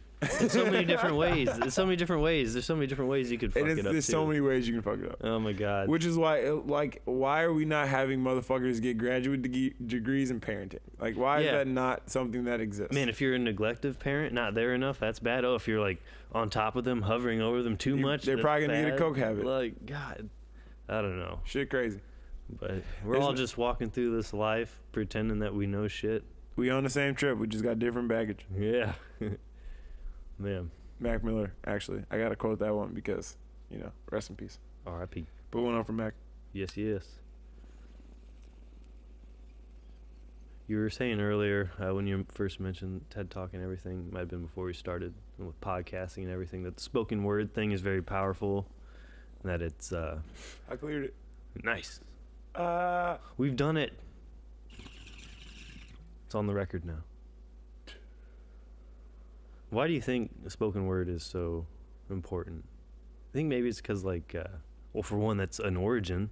Yeah. When we first started communication, that's all we had. That's all it was. That was fundamental. But now, like, however many thousands of years later and shit, and with this kind of technology, we've made video and shit too, which is great, also. But you know, obviously, the sound is always still important, even just in that bare bones form, just radio Podcast, or whatever. Radio, yeah. You know, we got the camera here, but we wouldn't have to. I mean, no. And then, I have a couple of theories. Number one, you hit the nail on the head. It's always been like this. It was hand-me-down orations before anyone wrote shit down. Right. And social media is just another version of writing shit down. It's always going to be better when you can see it and hear, because that adds the level of interpretation. We're very visual creatures. That's why we stand upright. Our eyes are very complex. We can see long distances, over horizons, all that good shit. But it really comes down to that hearing piece. But I think that the other reason why it's going to take such a hold, or why it always has, is that, well, it's twofold. One, it's very readily accessible. People can get access to it very easily. And it's something that you can, even though you cannot technically multitask, it is something that you can do while doing other things. Mm-hmm. And in this day and age, especially in our culture, in our society, the rate at which we're supposed to be productive, or just how much we would like to be pleasured, seeing as we have so much pleasure at our fingertips all the time, is very high. So you have a lot of people who want to be able to just throw it on while they're doing this, or, you know, listen to this talk while they're driving, or, you know, all of these kind of things. Whereas music has always serviced for that. For as long as I can remember, people play music in their car and play music while they're cleaning and all that stuff. I think it's just a different type of content that's coming out. Music is very topical, and that song is going to mean something, and that song is something. But if you're listening to, like, this person's podcast, you might be getting their perspective, but you might be listening to a different topic every single day. And so I think that's a different type of, what you're trying to consume is different in that specific instance. But regardless, I think that is something that is going to persist, and it's only going to get better. I feel like, I don't really think people are going to get tired of it. It's probably going to be a way more competitive market when it comes to, if people are throwing music on or throwing podcasts on, or, like, they're just throwing spoken word on rather than music. I think it is going to be it's probably the biggest percentage, or the closest percentage that it's been probably in a long time. Right.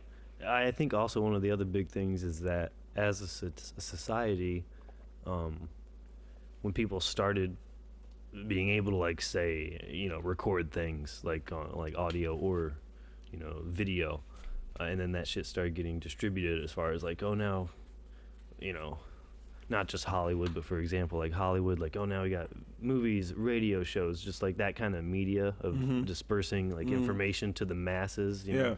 Well, with radio, TV, we're just being able to disperse information at a greater rate for farther distance, you know, to the most people. And for a long time, you know, that shit is like, you know, it's a network. It's run by, like, executives and producers and this and that. And over, you know, it didn't take them long before they developed this kind of, like, whole standard, or the way they just operate, the way they're used to operating, to where, like as it's been for a long time, and as it is now, like, just in the business of, like, say movies, television, even news shows or whatever. It's like they have a format, you know. It's like, all right, now we're gonna stick to these topics. There's always someone behind your shoulder saying, "We're gonna do this. Hey, how about why don't you talk more about this?" Or what you about can't the say advertisers? that. Yeah, exactly. What about our shareholders and the board members? They're gonna want you to talk about this week, and our, revenue's down from last quarter, so we need to see what we can do to bring that up. What's his name? Tucker Carlson. That's exactly the motherfucker that you're talking about right now. Yeah, Tucker Carlson. yeah.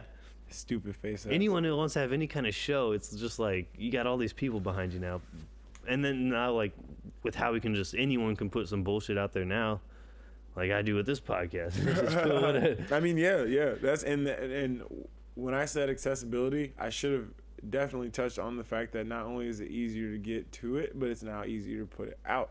It's a two-way street now. Definitely. And I think that is, you're allowing people to get so fucking niche that they can really just interact with the people who want that specific thing. Like there's a podcast on plumbing. You know what?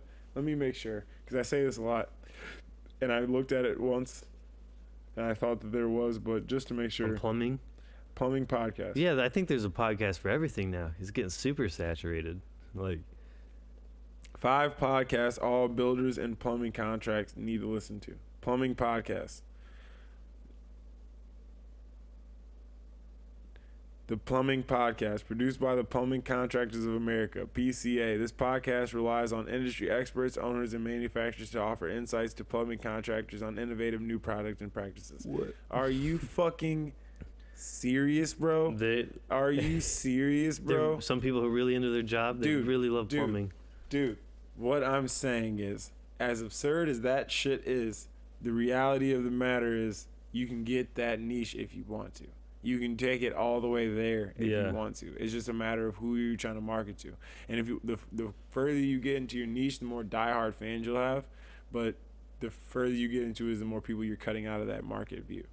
And that's just the decision that you want to make as far as scalability. How many people do you think are going to like what you're talking about among the world? They probably have a fuck ton of listeners. Yeah. Because it's not that competitive. But if you want to talk about how to lose weight, it's going to be a hefty fucking penny you're paying for that ad word. Dude, it'd be super crazy to go down different wormholes of like listening to different types of podcasts you never listened to. I'll check out the plumbing podcast. You're just gonna like. Did you know like the 3/4 inch pipe is the standard for most American homes, but in Europe there it's actually 5/8. Yeah. You would have listen. I believed you what you just said there. I don't need to listen to the guy. Oh, wow. That's interesting. Whatever. Yes, sure. Fucking great. Like, I'm not doing my own shit. So, I mean, maybe one day. No, I'm not even. No, I don't want to do it. I don't want to do that. I'll pay someone to do that. Yeah. But my point being, I think that what's important is making sure that people keep meaning in mind. And that's what I think. That's something that I really am going to start pushing forward a lot with, especially this TED Talk kind of has that vibe to it. My music's going to sound like that as well. But just like, if you can't tell me why you're here, then can you tell yourself? Like, and maybe you can, and it's just so personal to you that's how you want to rock with it, which fucking great. I'm happy for you. But like, if you can't, and you can't tell me because you don't know, problem. Because then when push comes to shove and you don't have an answer for yourself, it's going to be much harder for you not to make a stupid ass decision. Yeah. Or do something that you're going to regret. Because that's where most people, when they get to that point where they think that they have no other options, that's when they make bad decisions. And you always have options. The one thing that people can't take away from you is your ability to choose how you're going to feel in any given circumstance. No one can take that from you. You can always choose how you want to experience something. And oftentimes when bad things happen, it's your experiences that you're reeling from. It's not actually the thing in that of itself. It's how you perceive the thing in reference to your life at that time, your life at the time. And that's very important because people have this helplessness to them when they interact with the bows and arrows of fate is what Shakespeare said. But just the fucked up shit that happens to people. And it's like, yeah, welcome to the club. Like, yeah. People get hit by earthquakes, bro. Like, for tsunamis happen. Like, you just got robbed today. Like, what are you... Sorry.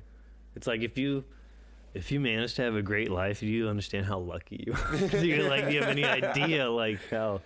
Like, just some kick ass, especially in this day and age. Just all these. Oh, we got air conditioning and whatever. And that's such a big part of it right there is like how much we've pretty much cracked the code in our specific society, because we really have. Like, most of the people that are sad just because situations didn't turn out the way that they would have hoped. Mm-hmm. They're not actually sad because they're missing the things that are going to lead to them living a basic fundamental life. Yeah. Whereas there are people who the reason that they are dying is because they do not have access to clean water. The water that we have in our toilets is cleaner than the water that they would need to survive. They could legitimately drink out of our toilet water like a golden retriever, and it would be better than the current situation that they're in. Yeah. And we legitimately shit on their dreams, on what they need to survive. The only thing that they could ever dream of to correct what they have going on, we shit on a regular basis. Yeah. It's fucking nuts. It's fucking insane. It's fucking insane, bro. Yeah, and like for one, if you're like born in America, it's like you've already won the lottery. You have won. You know, like You have won. like And that's coming from me. And that's the thing. A lot of people get mad at me for saying that because, you know, I'm black in America. So, you know, laundry list of it's shit. not like we don't have, especially other groups of people might not have problems. I mean, we all got problems, you know. Exactly. It's like, but if you generally say, speaking, like, how many places could I live like I'm living right now? It's not everywhere in the world. It's actually a select few of them who would allow me to have the amount of automaticity and freedoms, despite the freedoms that I don't have here all the way. It'd be way fucking worse in other parts of the country. Yeah. And like, I don't have to deal with that shit. I do to a certain extent with some things, but like, if someone says nigger to me in my face, I'm gonna knock them the fuck out, or I'm gonna call the cops on you. Yeah. One of two things are happening. Both are gonna end poorly for you, and I get to do both of them, and I get to be a fucking hero. Yeah. It's a whole different ball game, bro. Yeah. This is the '60s. I probably had people come to my house and shoot my ass, yeah. and that's how it And was. that's not even that long ago at all. Not at all, Not bro. even close to being like No. fucking. There are people whose grandparents were doing sit-ins. Right. I just saw they were talking about the that first girl that integrated the elementary school. Yeah, whatever. bro. You know, she's Talk like, about a fucking hero. They were cussing. she's at like that my little girl. parents' age or something. Yeah, Henrietta. No, that wasn't that. That was the penicillin chick. But yeah, man, I don't know. That's a whole different conversation, and we don't even need to get into that. But that drum is being beaten by people who are more well versed and have bigger and better dogs in the fight. And I don't necessarily feel like I have to push that as much now as I would have in 2012 when people thought racism was over because Obama was fucking president.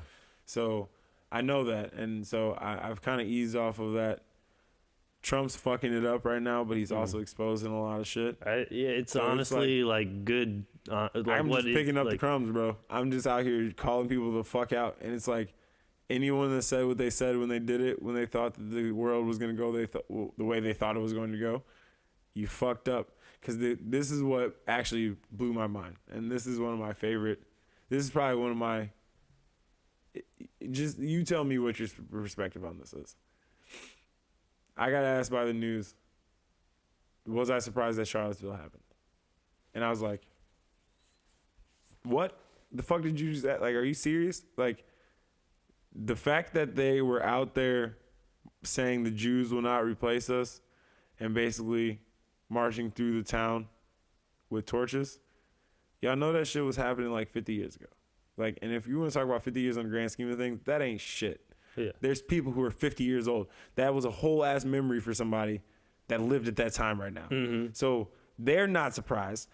I would only be surprised if I didn't know that people like that exist. Then yes, I'd be like, oh my God, but no. Yeah, like I mean, are you supposed to be surprised? Like, you know, she's like, but in 'cause- this day and age, okay. So here's my point. One, the shit was just happening, not even long ago, and this is still fucking America that we're talking about. Let's remember, Manifest Destiny, that was us. Concentration camps with Japanese people, also us. Fucking CIA doing mind testing on college students, still us. Like, Yeah. all of these things all actually happened. And that's something that you take for being able to buy a fucking Whopper. Like, Yeah. we get it. So I get that part. But the part that's interesting about the fucking Oh, well, I just lost my train of thought. Where were we at before this? No, you were talking about how they asked you how you reacted to Charlottesville. Oh, Charlottesville. Sorry. Yeah. I was thinking about a Whopper, and it's a whole other thing. But the reason I was surprised is that a lot of the times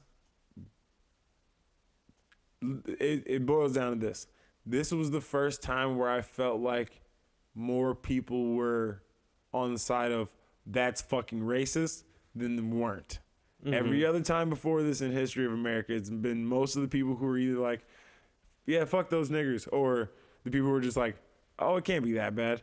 But now I think that because of the awareness, because of the BLM movement and Twitter and all of this shit that has brought this to the real surface of consciousness, people know it.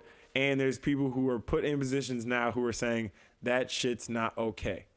And the motherfuckers who are like, let's reinforce the fucking bigotry. These motherfuckers are on TV. We saw their faces. Yeah. We can identify you. Yeah. That racist shit you said on Twitter when Trump got elected, I still have a screenshot of it. Like I don't forget anything. So I think that I was more surprised of the reeling from it and the reaction to it, because it was actually shaking out in a way that looked like it favored for that shit not to really happen as much anymore. Yeah. And that's good. But like, generally surprised? Fuck no. Like, what? Yeah. I mean, what? And things are changing because of with the internet and everything, you know, ever since that happened. Now there's flow of information again. So now people are opening their minds to bigger ideas. So there's less small-mindedness and narrow-mindedness, whatever. But it's still some, and it usually resides in the country. And it's bringing it to light, it's in the too. Country. It's like, you know, putting a fucking spotlight on it, you know? Because like you said, I got the screenshot on Twitter. That's the other thing. People communicating online like fucking 2-year-olds because they just want to go online and start arguments behind like a fucking... forget, bro. Yeah. But people used to just be like, you know, like they can say that shit at dinner parties. They can say that shit at dinner parties, and nobody was gonna call them on it because all of the motherfuckers in there either feel the same or don't feel strongly enough to correct your ass. Now, say that shit at the wrong place and let it be a camera somewhere. You're fucked. Game over, bro. Yeah. Done. The person at the restaurants doing that shit, cut them niggas out. The people who were doing it in public and had TV shows, they got canceled too. Like, it's more. You have to be way more closet with it, because if you're not, your ass is gonna end up on CNN, in some motherfucking khakis with a goddamn tiki torch in your hand, with your face like showing. Right there, you racist piece of shit. Yeah. Like, yes, we know that's who you are now. I would like you to not be my dentist, because it was before. It was like, you know, the people who were giving out loans for houses, fucking Donald Trump, who literally got in trouble for not giving loans to people of color. You had people who were doing it in healthcare and wouldn't want to treat certain patients. You had people who were doing it when it came to the services, and now they want to offer you the same services, like the person who didn't want to make the cake for the gay people. Not equating gay people to black people, but I'm just saying similar plights. My point being, these people didn't have to be upfront with it. They could just be doing this shit in the back and have these views. And why'd you make that decision? Because I thought it was the right one. But actually, your ass racist as fuck. Now you have those same people who are getting exposed. And that nigga ran a person over and killed her. And somebody You're talking about the dude that ran over the protesters? Yeah. And it's like, you're a piece of shit. And I'm glad you didn't get away. And I'm glad you're going to pay for your crimes. I don't want them to kill you, but I kind of want them to kill you. But whatever. You made one of the worst decisions of all time, out of one of the stupidest mindsets of all time. Yeah. And I don't think you should exist. But that is an opinion. And the fact that there are people who will take that onto themselves to make that a thing and make sure people don't exist, you better have a very good fucking reason. Because I think he shouldn't, but I don't think that she shouldn't have. So it's interesting. When you get in that, because that's the one question. You don't get to go back on that one. If someone lives or dies is the question. You get to choose it for yourself and other people if you're the right type of person. And I don't mean right in a good way. I don't mean right in a good way. I don't, because I don't know if there's any good part of killing someone. I mean, depends on who you're asking, but I don't think there's any good part of killing somebody. Yeah. But it seems to happen quite a bit. Right. What are your thoughts on free speech, like people being able to do what they do in like Charlottesville or whatever? Because I say like, you know. You can't be yelling Jews will not replace. I don't know, bro. There's a clear line. In our PC culture today, it's way too far on the sensitive side. Like, I saw a hilarious fucking tweet, and it was like, in 2011, I put up a YouTube video showing the recipe to cook crack cocaine, and now I can't even tell a fat bitch they're fat. And I was like, that's hilarious. Like, that is objectively funny. Like, Yeah. And the crazy thing about it for me is, like, I know I say things that make people feel uncomfortable, but I don't ever say anything I don't mean. So if you feel uncomfortable with it, you must feel uncomfortable with something that I said. Perfectly fine. Let's talk about it. Like, I want to know what that was. Yeah. And if I can defend what I'm saying and you're just upset because you're a little bitch, that doesn't really have much to do with me. That is more reflective of your character. But don't see yourself as the victim in the conversation and then wonder why people are doing bad shit to you in the conversation. People are ready. It pays to be a victim in America. Yeah. If you're somebody that's been wronged, that means you have something on the back end. And, like, that's one reason people have a lot of beef with, like, the white feminist movement. Because it's like, yeah, you should get all of these things that the people who look just like you aren't getting for the most part. And you don't seem to be too concerned about that. But you're very concerned about you getting those same things, even though you pretty much have them already. Yeah. And it's like, that's tough. That's tough because it's like everyone's worst day is their worst day. So you can't really play that game of whose situation's worse. But it's an interesting question to ask nonetheless. Yeah. Yeah. Yeah, and the other thing about that is, like, well, like with the people going out and doing that, showing their faces or being on Twitter and saying doing stupid stuff, it's like nowadays you're gonna get doxxed or whatever. Call you out, release your personal information, even, shit. They will. A lot of those people lost their jobs. Some people lost their jobs. Yes. So yes. So there you go. And so it's like, well, you got freedom of speech, but that doesn't mean freedom from repercussions. So No. does that sort itself out? Like, I mean, they're gonna. So the other part of free speech, the other part that I think is important is that it's a spectrum. Everything's a fucking spectrum. The quicker that people realize that there is no, but I want everyone to feel included in conversation. If you do that, you will immediately exclude everything that anyone has a problem with. Mm-hmm. That's a zero-sum game. Those don't work. So you have to realize that there's a spectrum and that someone's always going to have a problem with it, and then do your best to pick out the ones that seem to have no utility. That's what they were supposed to do with Schedule 1 and Schedule 2 and Schedule 3 drugs, but they have a Schedule 1 drug, heroin, with the same level of a Schedule 1 drug, marijuana. You got me fucked up. Yeah. The people I know that do heroin, I don't know any of them. And the people I know that smoke weed, I know a lot of them. Yeah. That of itself is the good enough for me. Like, no. Dude, shit like that is like why I can't take society seriously. Because you shouldn't. Bullshit. You shouldn't. Bro. We're just idiots trying to figure out how to operate this fucking vehicle. Like, when you realize that the reason that the person in the White House is in the White House is because there's an X amount of people that seriously considered building a whole ass wall across landforms when we can't even keep fires out on the West Coast. Shit is literally freezing to death in the Midwest, and we got enough rain on the East Coast to wipe the fucking face of it clean. What do you think is going to happen to the wall? Number one.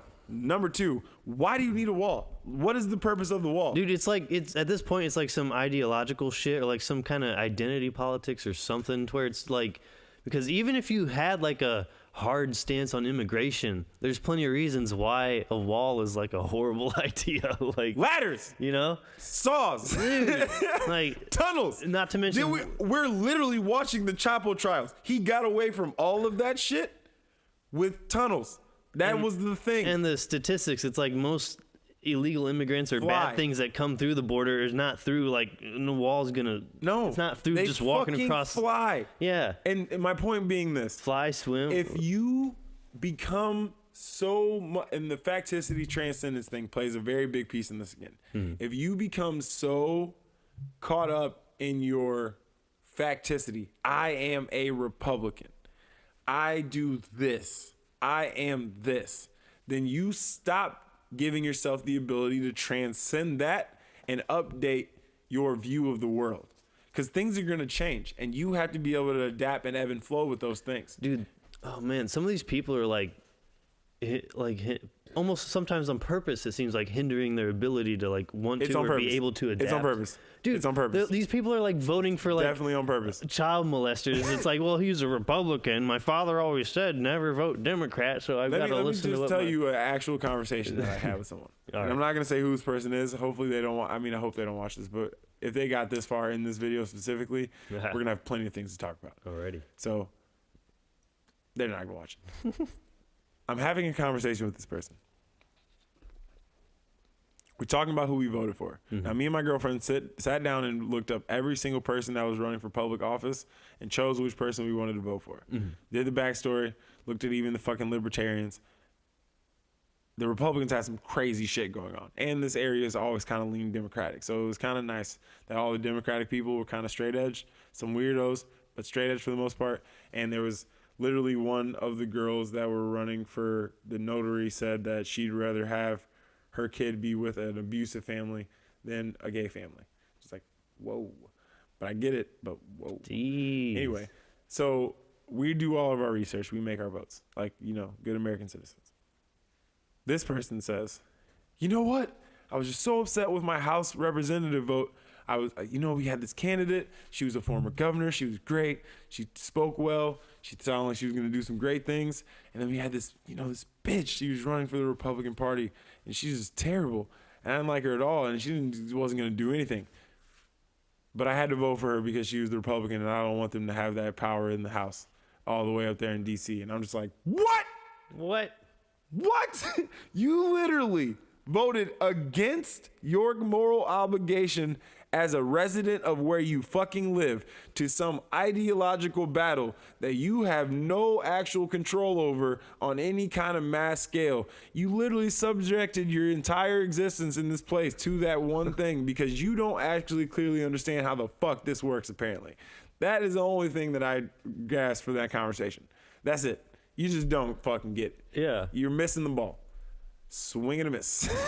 People walking around their whole lives like just with this fucking backwards tornado of like reasoning, like what the fuck? Stupid.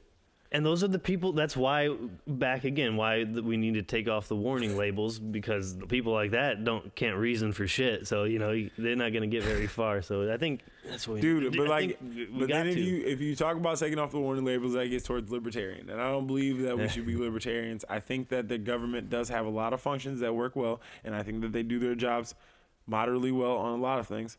The roads could be nicer, but I think that the more important thing is, from a moral standpoint, we have to do a lot of work as a collective society because people are getting it fucked up as to what we care about.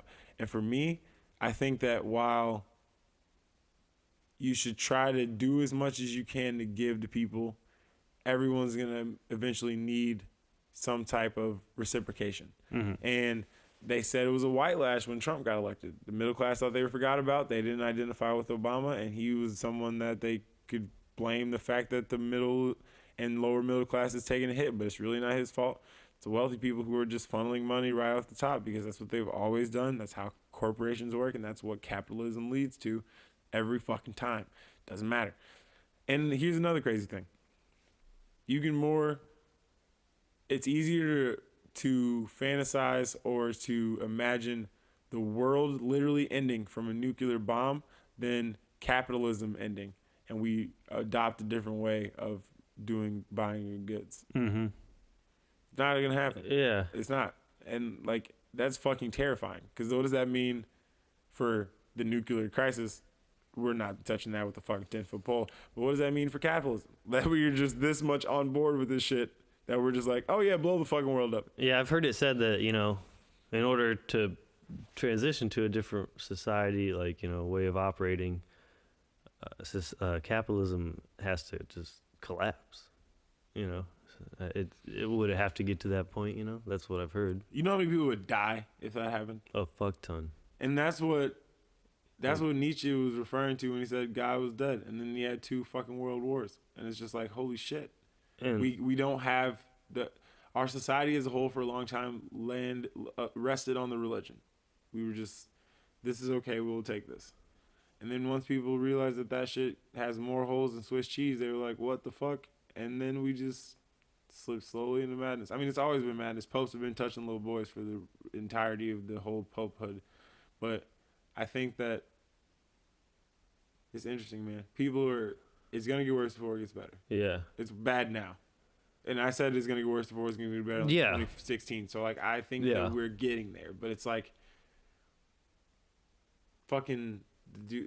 I don't know if anything good can take over. I mean, I think we're ironing out some bumps with with the internet taking over and with this spread of information. There's a lot of crazy shit happening right now. There's a lot of conflict, and I think it's just because that's like a symptom of, well, now all of a sudden there's become this huge way to get to send and receive information, you know. The collective consciousness is definitely expanding at a rate that I don't think that it's ever expanded in the history of humans. Yeah. And I think that that's something that's interesting because me as a human, like my strong suit is that I can tap into that pretty much whenever I want. I taught myself how to do a lot of the skills that I market myself for right now. And that's good because the information is so accessible now. Before, if I was having to read out of textbooks or I had to go study under fucking Aristotle, if I couldn't make it there goes my literary or my, you know, creative aspirations out of the window, or my, you know, just how I was going to enhance my mind. Now I can get on and teach myself anything off of YouTube. Yeah. Literally anything. And like, if you can't find it there, you can find it. Someone wrote about it. They just didn't have enough money to make a fucking YouTube video. Like, it's all there. Yeah. And it's getting better and better and quicker Elon Musk said a business was a cytokinetic organism made up of man and machine. And I was like, holy shit on a stick, Batman. Like, that is disgusting if you think about it, but it sounds like it makes a lot of money. Like, that way that he explained that sounds profitable. Yeah. And that's capitalism literally coming out of my mouth. Like, that is the shining light of capitalism showing right through. Who gives a fuck what the implications are? That sounds like it's going to be better than whatever the fuck else the option is. And that is great for the part of our brains that are like, ooh, that's new. But that's bad for the part of the world that's like, do we have enough energy to sustain that? Like, yeah. Which is a whole other question, bro. Yeah, definitely. And I'm not even scared of AI anymore. I know this shit's going to happen. Fucking Stephen Hawking had the eye tracking keyboard, so he was talking and fucking. I think, well, you heard that quote where it's like, man is the sex organs for machines, robots, basically. Like, this is just a temporary thing, you know? Like, we're leading to something bigger. Yeah, because our something different. Consciousness will continue. Like the evolution of species, like, you know, we didn't start as like this. No. We were like, as like Homo erectus or whatever the fuck, Homo sapien and shit. Like, and Neanderthal, you can't forget them. They fucked their way in there too. Yeah. Neanderthal and like whatever the fuck the other ones are called. It's something to think about. Like, I mean, that level of, like, that, whatever the utopian view of man and machine combining at the end, I'm imagining something that looks like the fucking silver Power Ranger that's just like an all glowing eye and it's indestructible. Whatever that is, if that's the thing, great. Like, if that's what we're supposed to go to. But the biggest fear is that at 25, I've been able to identify such unbelievably dark and deep flaws in our character as human beings. What the fuck is the machine gonna do when it's like, oh, you guys are fucked? Like, what you can't think anything else besides, let's get them the fuck out of here. Like, because that's what I would do if I was crazy, and that's what the fucking Unabomber was trying to do because he was crazy. Yeah. Like, he knew where this was going. He was smart enough to be like, no, we shouldn't do this. And he tried. And while I do agree with all things that are convenience and forward-moving progress to decrease the amount of suffering, I do also understand that fucking people do bad things. And if they have more ability to do bad things and it's better for them personally, they'll do more bad things. And who knows if that's not bad things with robots. Like, something to think about. You know, Ted Kaczynski, the Unabomber, he was a victim of like like I think LSD experimentation from like at a university. Experimented on. Yep. So it's like he thought like technology was bad or something like that. His society failed him. He was a genius, and they said they read his manifesto, and they're like, anybody who reads this and doesn't agree with how what his conclusion comes to is just not crazy enough to understand it, because he was right on all fronts. Just but now I need to kill everybody part was a small stretch from where he was actually writing from. Mm-hmm. It's fucking crazy. Yeah. It's fucked up, because the philosophy that I'm lending myself to, which I would consider myself an existentialist, that would probably be the best way to describe my view of the world. I don't think any of this shit actually matters, but I can't say that out loud because then everybody thinks I'm weird, which fine, I don't really care. And you could say like, well, what does that mean? What matters to you? Like, you know, like, oh sure, my mom and dad matter to me or something. Well, the only thing that matters to me is what matters to me. And exactly. That's the thing like, that people does it matter to the universe? That's what people also get fucked up. It's like, yeah, okay, Christianity. Maybe let me ease off Christianity because I've been going on them hard today. Let's say Scientology. No, they're all right. Fuck Scientology, right? They're doing great. So they have been for quite a while now. But let's say Scientology. Someone says I believe in Scientology. The only reason why that has somewhat of a different luster than I have my own personal philosophy is because there's more people that believe in that concept that are similar to you, and you can go get feedback, reciprocate off of those ideas. Mm-hmm. Here's the kicker. You still chose that I'm going to let this be my belief, or that I'm going to let this mean something to me, still was a decision that you yourself personally made. Meaning, even though that meaning means something to you, it still only means something to you because you made it mean something to you. Yeah. Meaning that even if you don't go find your own, you're still going and finding your own. Mm-hmm. And whether or not you want to rest your laurel on someone else's groundwork, because that's really what it is someone thought of some shit before you had to do it. Mm-hmm. If you want to rest your laurels on that because it makes sense, do it. But like, if you try to throw that shit in my face, I will eat you alive, because I've done enough of the front work to be able to say this is what I personally believe, because I tried all of the other ways. Yeah. I've read into a lot of wisdom from ancient cultures, and whereas a lot of them make a lot of sense most of the time, none of them make all the sense all of the time. Mm-hmm. And so if nobody's nailed it at this point, what the fuck do I look like trying? But what I do realize is that because I don't subscribe to some higher level that's going to befall me when I get done living this life as a great person, and then I wait for some other life to do it, mm-hmm. I really love the fact that I get to lay next to my hot-ass girlfriend every right. day. I really love, and I lay into that feeling all the time. I love the fact that I looked out of my door today, and there was just wires and cables lit everywhere, and there was just energy moving throughout the whole thing, because it's like, we built this. I didn't do it, but it's here to service me because this is something that I'm a part of. And it's like, I have those deep, profound moments of appreciation because I know that means just as much as whatever the fuck else I'm trying to hold leverage as, like, I'm trying to hold up as meaningful, you know? Mm-hmm. It's those everyday experiences that I feel are really the ones that are going to be like more forward moving for you in your life, pushing you forward and pulling you forward to the next day, making you not want to give up.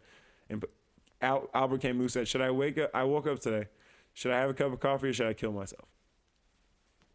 It's like, well, I'd probably say the coffee, but like, I mean, the reason he said it in that manner is because that is the weight at which meaning is thrown around in some circles, because it means that little to them.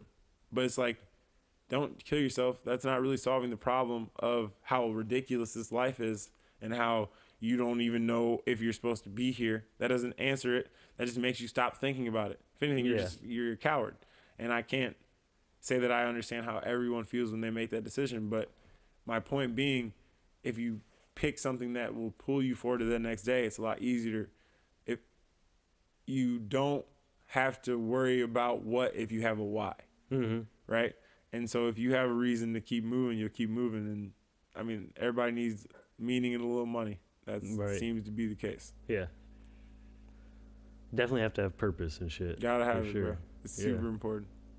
Man, the thing about suicide is like, well, if people are considering it, it's like usually because, well, depressed or something, you know, like, I don't want to be here, want to end this or whatever. Usually because I guess from what you've heard or been told or hope is that in the back of your head you're just thinking like, well, suicide, well, whatever is, you know, that's better than this, you know, what I'm going through right now. It's like they just have that idea. It's like, is it though?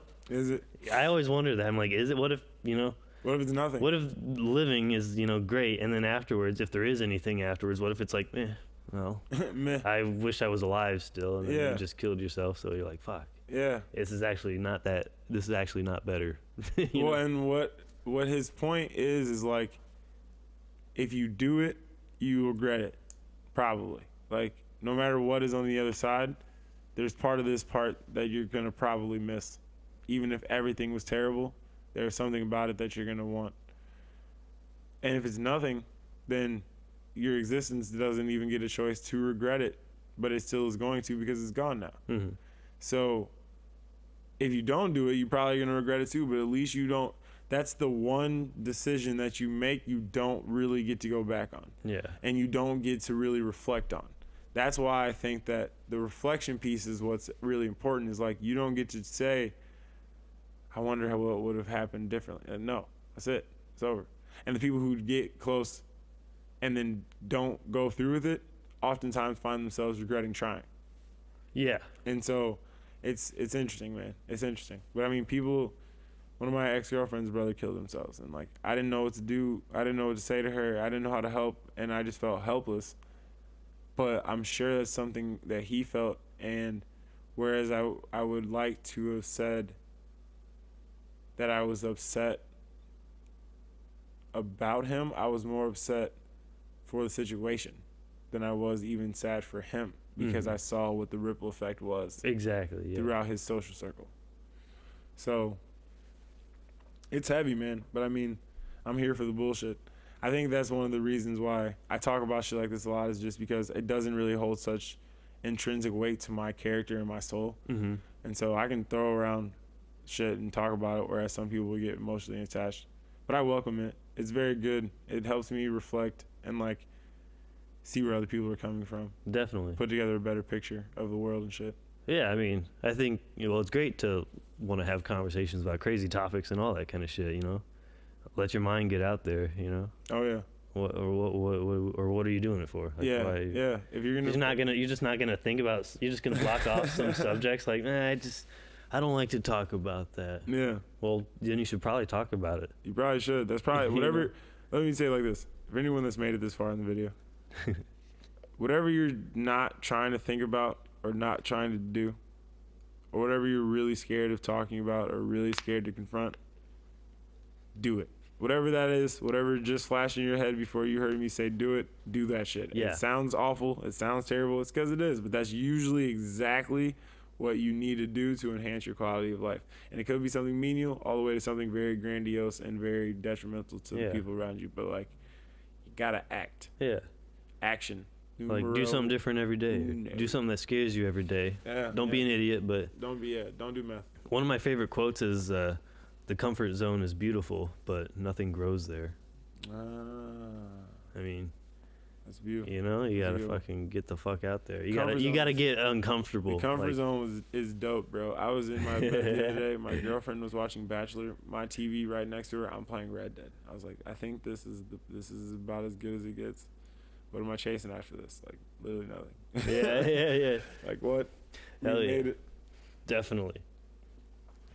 Man, well, you were gonna say something earlier about Disney. Oh, all right. What time is it? You got time?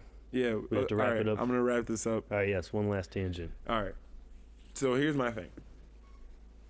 And this is one of the things that helped me get a very solid grasp of the human condition. Okay. If you want to know how you operate in the world, fuck what you think at this point. Just try to follow what I'm about to say. Because everybody lets their personal opinions get in on this, and I'm not talking about personal opinion. I'm just talking about what I assume is clinical psychology. If you want to know how you move about this world, you are a organism that essentially makes a series of choices to obtain a goal. So, like, if I say, I'm going to touch this, it looks shiny. Mm-hmm. what I'm doing in my head right now is like I have a picture of where this is in the room.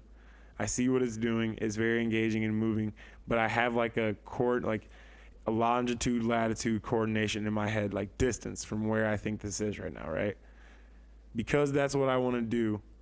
I've identified where that's at, and now I know the action I need to put towards to do it. So I know what I have faculties and control over to do it. Now, if I wanted to grab the bowl behind it, then as I'm going to do that, I now, instead of seeing something that's shiny and moving, I see a oblong, weird, vortexy thing that's in the way of me trying to get to the bowl. It's not what my goal is. It's not my target now. It's a obstacle. It is something that's in my way. So I don't have to put as much thought into where it's really at. Really, all I know is the path A to B, it is in that path. But in the flip side, if that was like a tray underneath the thing, then I could say, I need to grab that bowl, but maybe I don't want the bowl to move, so I can grab the tray. While the tray is still in the path or like in the way or a part of it, it is now a tool rather than an obstacle, right? So if you think of it that way, in that you have to go out and you have to accomplish goals using tools or obstacles. When you're going to work every day, you're getting in your car and you're going to work. Those two concepts are two completely fucking abstract things that don't actually have any fundamental definition to any person that can be replicated over multiple instances. Like it's different for literally every single person, but we can relate them to each other because it has a lot of commonalities. It's like, what's similar about these things? How do we group these things into little piles, right? Because when you're saying you get in your car and go to work, get in your car and go means you can operate what is essentially a mechanical horse that you can ramp up and down and move your way throughout multiple people doing the exact same thing. And sometimes, but not all the time, you run into some kind of obstacles. But if not, you yourself, put it like this. Are you driving the car? Is the car driving you? It'd be way easier to answer that if you weren't the person driving. Because then you could really say the car was driving me. Fuck it, when the Teslas get here, yes, you will not be driving yourself. Yeah. A thing will be driving you, but that's not even what I'm talking about. What part is doing the driving? Where do you stop? Where does the car start? Right? If you're talking mechanically, fundamentally, people who are like, only things that exist are things we can see. All right, fucking stupid, then what's morality? Like, duh, obviously you can touch it, but like that's not the only thing that are at play here. If you think that, you're stupid. But different conversation. My point being, the driving aspect is happening amongst your entire being and the car as a being, and you're doing the thing. It's a tool right now. But as soon as your car starts puttering out to the side, now you got to become a motherfucking mechanic. And now your object is not... Your car is like an obstacle. Your car is the obstacle now. It is flipped. It is not a tool anymore. It is now an obstacle. And now you have to do a different goal. It is, what the fuck is wrong with my car? And that's why when people's cars break down, it's this sense of like inner panic, because your entire framework that you were viewing your get in your car and go to work part has broken the fuck down. Doesn't exist anymore. Not a thing. Crumbled. And now you have to try to find out is, how do I get my car back to working so that I can get back to the get on my way to work part of my life. Okay. That's the first thing we got to get out of the way. Second thing, and the reason why I think Disney is fucking insane. So, and I was explaining this to my friend the other day. If I miss you on this, it's okay, because it's very weird to talk about. So if I'm trying to go to work, let's say my work is at Adolph's, literally up the street, right? And I think I have to leave this place and like go down the street and take a left. Adolph's, right? Yes. I'm like, okay, I'm gonna go to Adolph's. I go out, I take a right. I keep driving, no Adolph's. Two things really could have happened. The one thing that did happen, and that I know happened because I said I took a right, is that I had a plan. I had a map. I knew where I was going. I knew what I was doing. I had an objective, right? And I fucked it up. Some part I didn't do correctly. I wanted to grab that thing, didn't realize it was hot, touched the hot part, dropped that bitch, didn't accomplish my goal. I turned right, supposed to turn left. I'm not at Adolph's, right? And that's fine and dandy. People make moral misses all the time. They do things they're not supposed to. They don't see that person that was coming across the street. They get too fucked up at a bar and call somebody a hoe. Like, these things happen. The other thing that could happen, which is much more dangerous, is your fucking map was wrong. And what I mean by that is, let's say I went out, turned left, and there's no ADOS. It's just disappeared. It doesn't exist anymore. But actually, when I said I went and turned left, I actually turned left up the alley that comes right out of here when we go. And now I'm just in somebody's fucking backyard, because what I thought was a left at the end of the road was actually not the left at the end of the road that I was supposed to take. My perception of what I'm doing is fucked up. Mm-hmm. That's hard, because you have to be able to juggle, is my map wrong or are my decisions wrong? And then if the map's wrong, you have to completely dismantle that part of you. Like, every part of you that thought that that was how that was supposed to be has to die, and you have to get rid of it, flush that out of your system. Don't even think about that shit anymore, because it's stupid. And you have to try to rebuild a better version of it. Which one sounds easier? A, I just make bad decisions, and when I make bad decisions, they're okay for these reasons. Or B, put together your entire framework of viewing the world so that you're a better person. Mm-hmm. Yeah, probably we're going to take A. And most people take A. And like, oftentimes you have people who are making excuses for themselves because they don't want to see that their perceptions of the world make them pieces of shit. And when they are shown these things, they shy away from them and don't want to deal with it. Right. One of the things they say you have to do is, when you have to put that piece of your life together, when you have to put that perception back together, you go into the darkness, because you don't have a foot to stand on. Your perceptions and view of the reality is just like off kilter. This often happens when people have life traumatizing experiences. Something happens to them, they're like, holy shit, this isn't what I thought it was. I need something to latch on. Hinduism, like, and then they pick something that pulls them back out of the darkness. That is like the valleys and the hills. You go up, you go down. You go up and you go down. It's ebb and flow of life. Into the darkness, out of the darkness. Now, all of those things that I just said to you are extremely high-level, complex topics about the human existence, right? Mm-hmm. Like, it pretty much all encompasses how people view things. You can refute me on literally any of those topics. We can have that conversation. I've tried to do it myself. They seem to hold up pretty fucking solid. So when I tell them to people, and somebody's like, but I think that I can actually multitask because I do these. No, your body has been able to make one of them automatic so that it can be pressed back into a different faculty. But really what your brain is doing is switching back and forth between them as quickly as it possibly can, to whichever one it needs awareness. You don't have to think when you poop, because your body's gotten that good at it. Same thing with driving. People get so good at driving that you could be in a car and then get where you're going, like, was that wall up when I got there? Like, what the fuck happened back there? And you don't remember. You legitimately do not remember, because your brain's like, got this, we're good. And you just, like, it does. You don't even put thought into it, right? Right. So all of these things, ridiculously, like, fundamental type conversations about the human experience. All of these things that I just spoke to you about can be observed and easily represented in the fucking Lion King. Yes. Person, young, inexperienced, grows up, has all these things laid out before them and think they're going to do what they're going to do, has very small targets that they're hitting on a regular basis. Whatever they were holding that as their true moral guidance of what they were going to do, the person that they went to for guidance and the rules and the things that were going to give to them, Simba and fucking, what's his dad's name? Mufasa. No, Mufasa's the bad dude. No, Scar. Yes, Mufasa. Simba, Mufasa. Mufasa dies. Simba descends into darkness. Doesn't know what the fuck is going on. Puts it back together, comes back, and can now use his abilities into the object that he was trying to do at the end of it.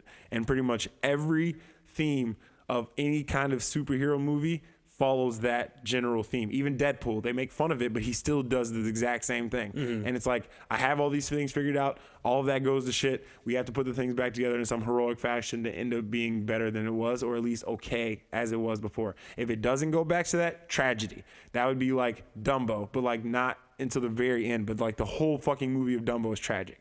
So like, the reason I'm saying this is because literally if you think hero story, the first thing you're probably thinking is Lion King. If you're not, that's just because you don't remember Lion King correctly, because that is literally like the fundamental hero story for our generation. And the crazy thing about that is, how does Disney nail it every single time? Yeah, dude. They got that time. formula down. Not even bro, they own ESPN and multiple other organizations as well. But it's something like, if you can make the story that relates to the most people, then you have figured out something about the most people that the most people didn't know about themselves, because they couldn't relate to themselves in that way before that movie was created. And that's Toy Story, that's Lion King, that's fucking the Disney princesses, that's bro, all Mickey Mouse, everything, bro, everything. They're playing on your emotions in very specific ways. In like sniper rifle-esque ways. Like, they're just nailing it just right down the pike, and it's not even a question. Like, you don't even ask whether or not, no one questions Disney as a brand.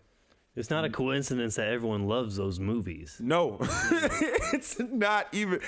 Name the last bad Disney movie. Yeah. You're not a movie critic, so you don't have one. Like, that's the only people who say bad shit about Disney movies. And, like, they have, like, sexual innuendos if you want to try to find those, and racism qualities if you want to try to find those. They have the whole nine. They did the whole shit. When it was not cool to make fun of people, they did blackface drawings and shit.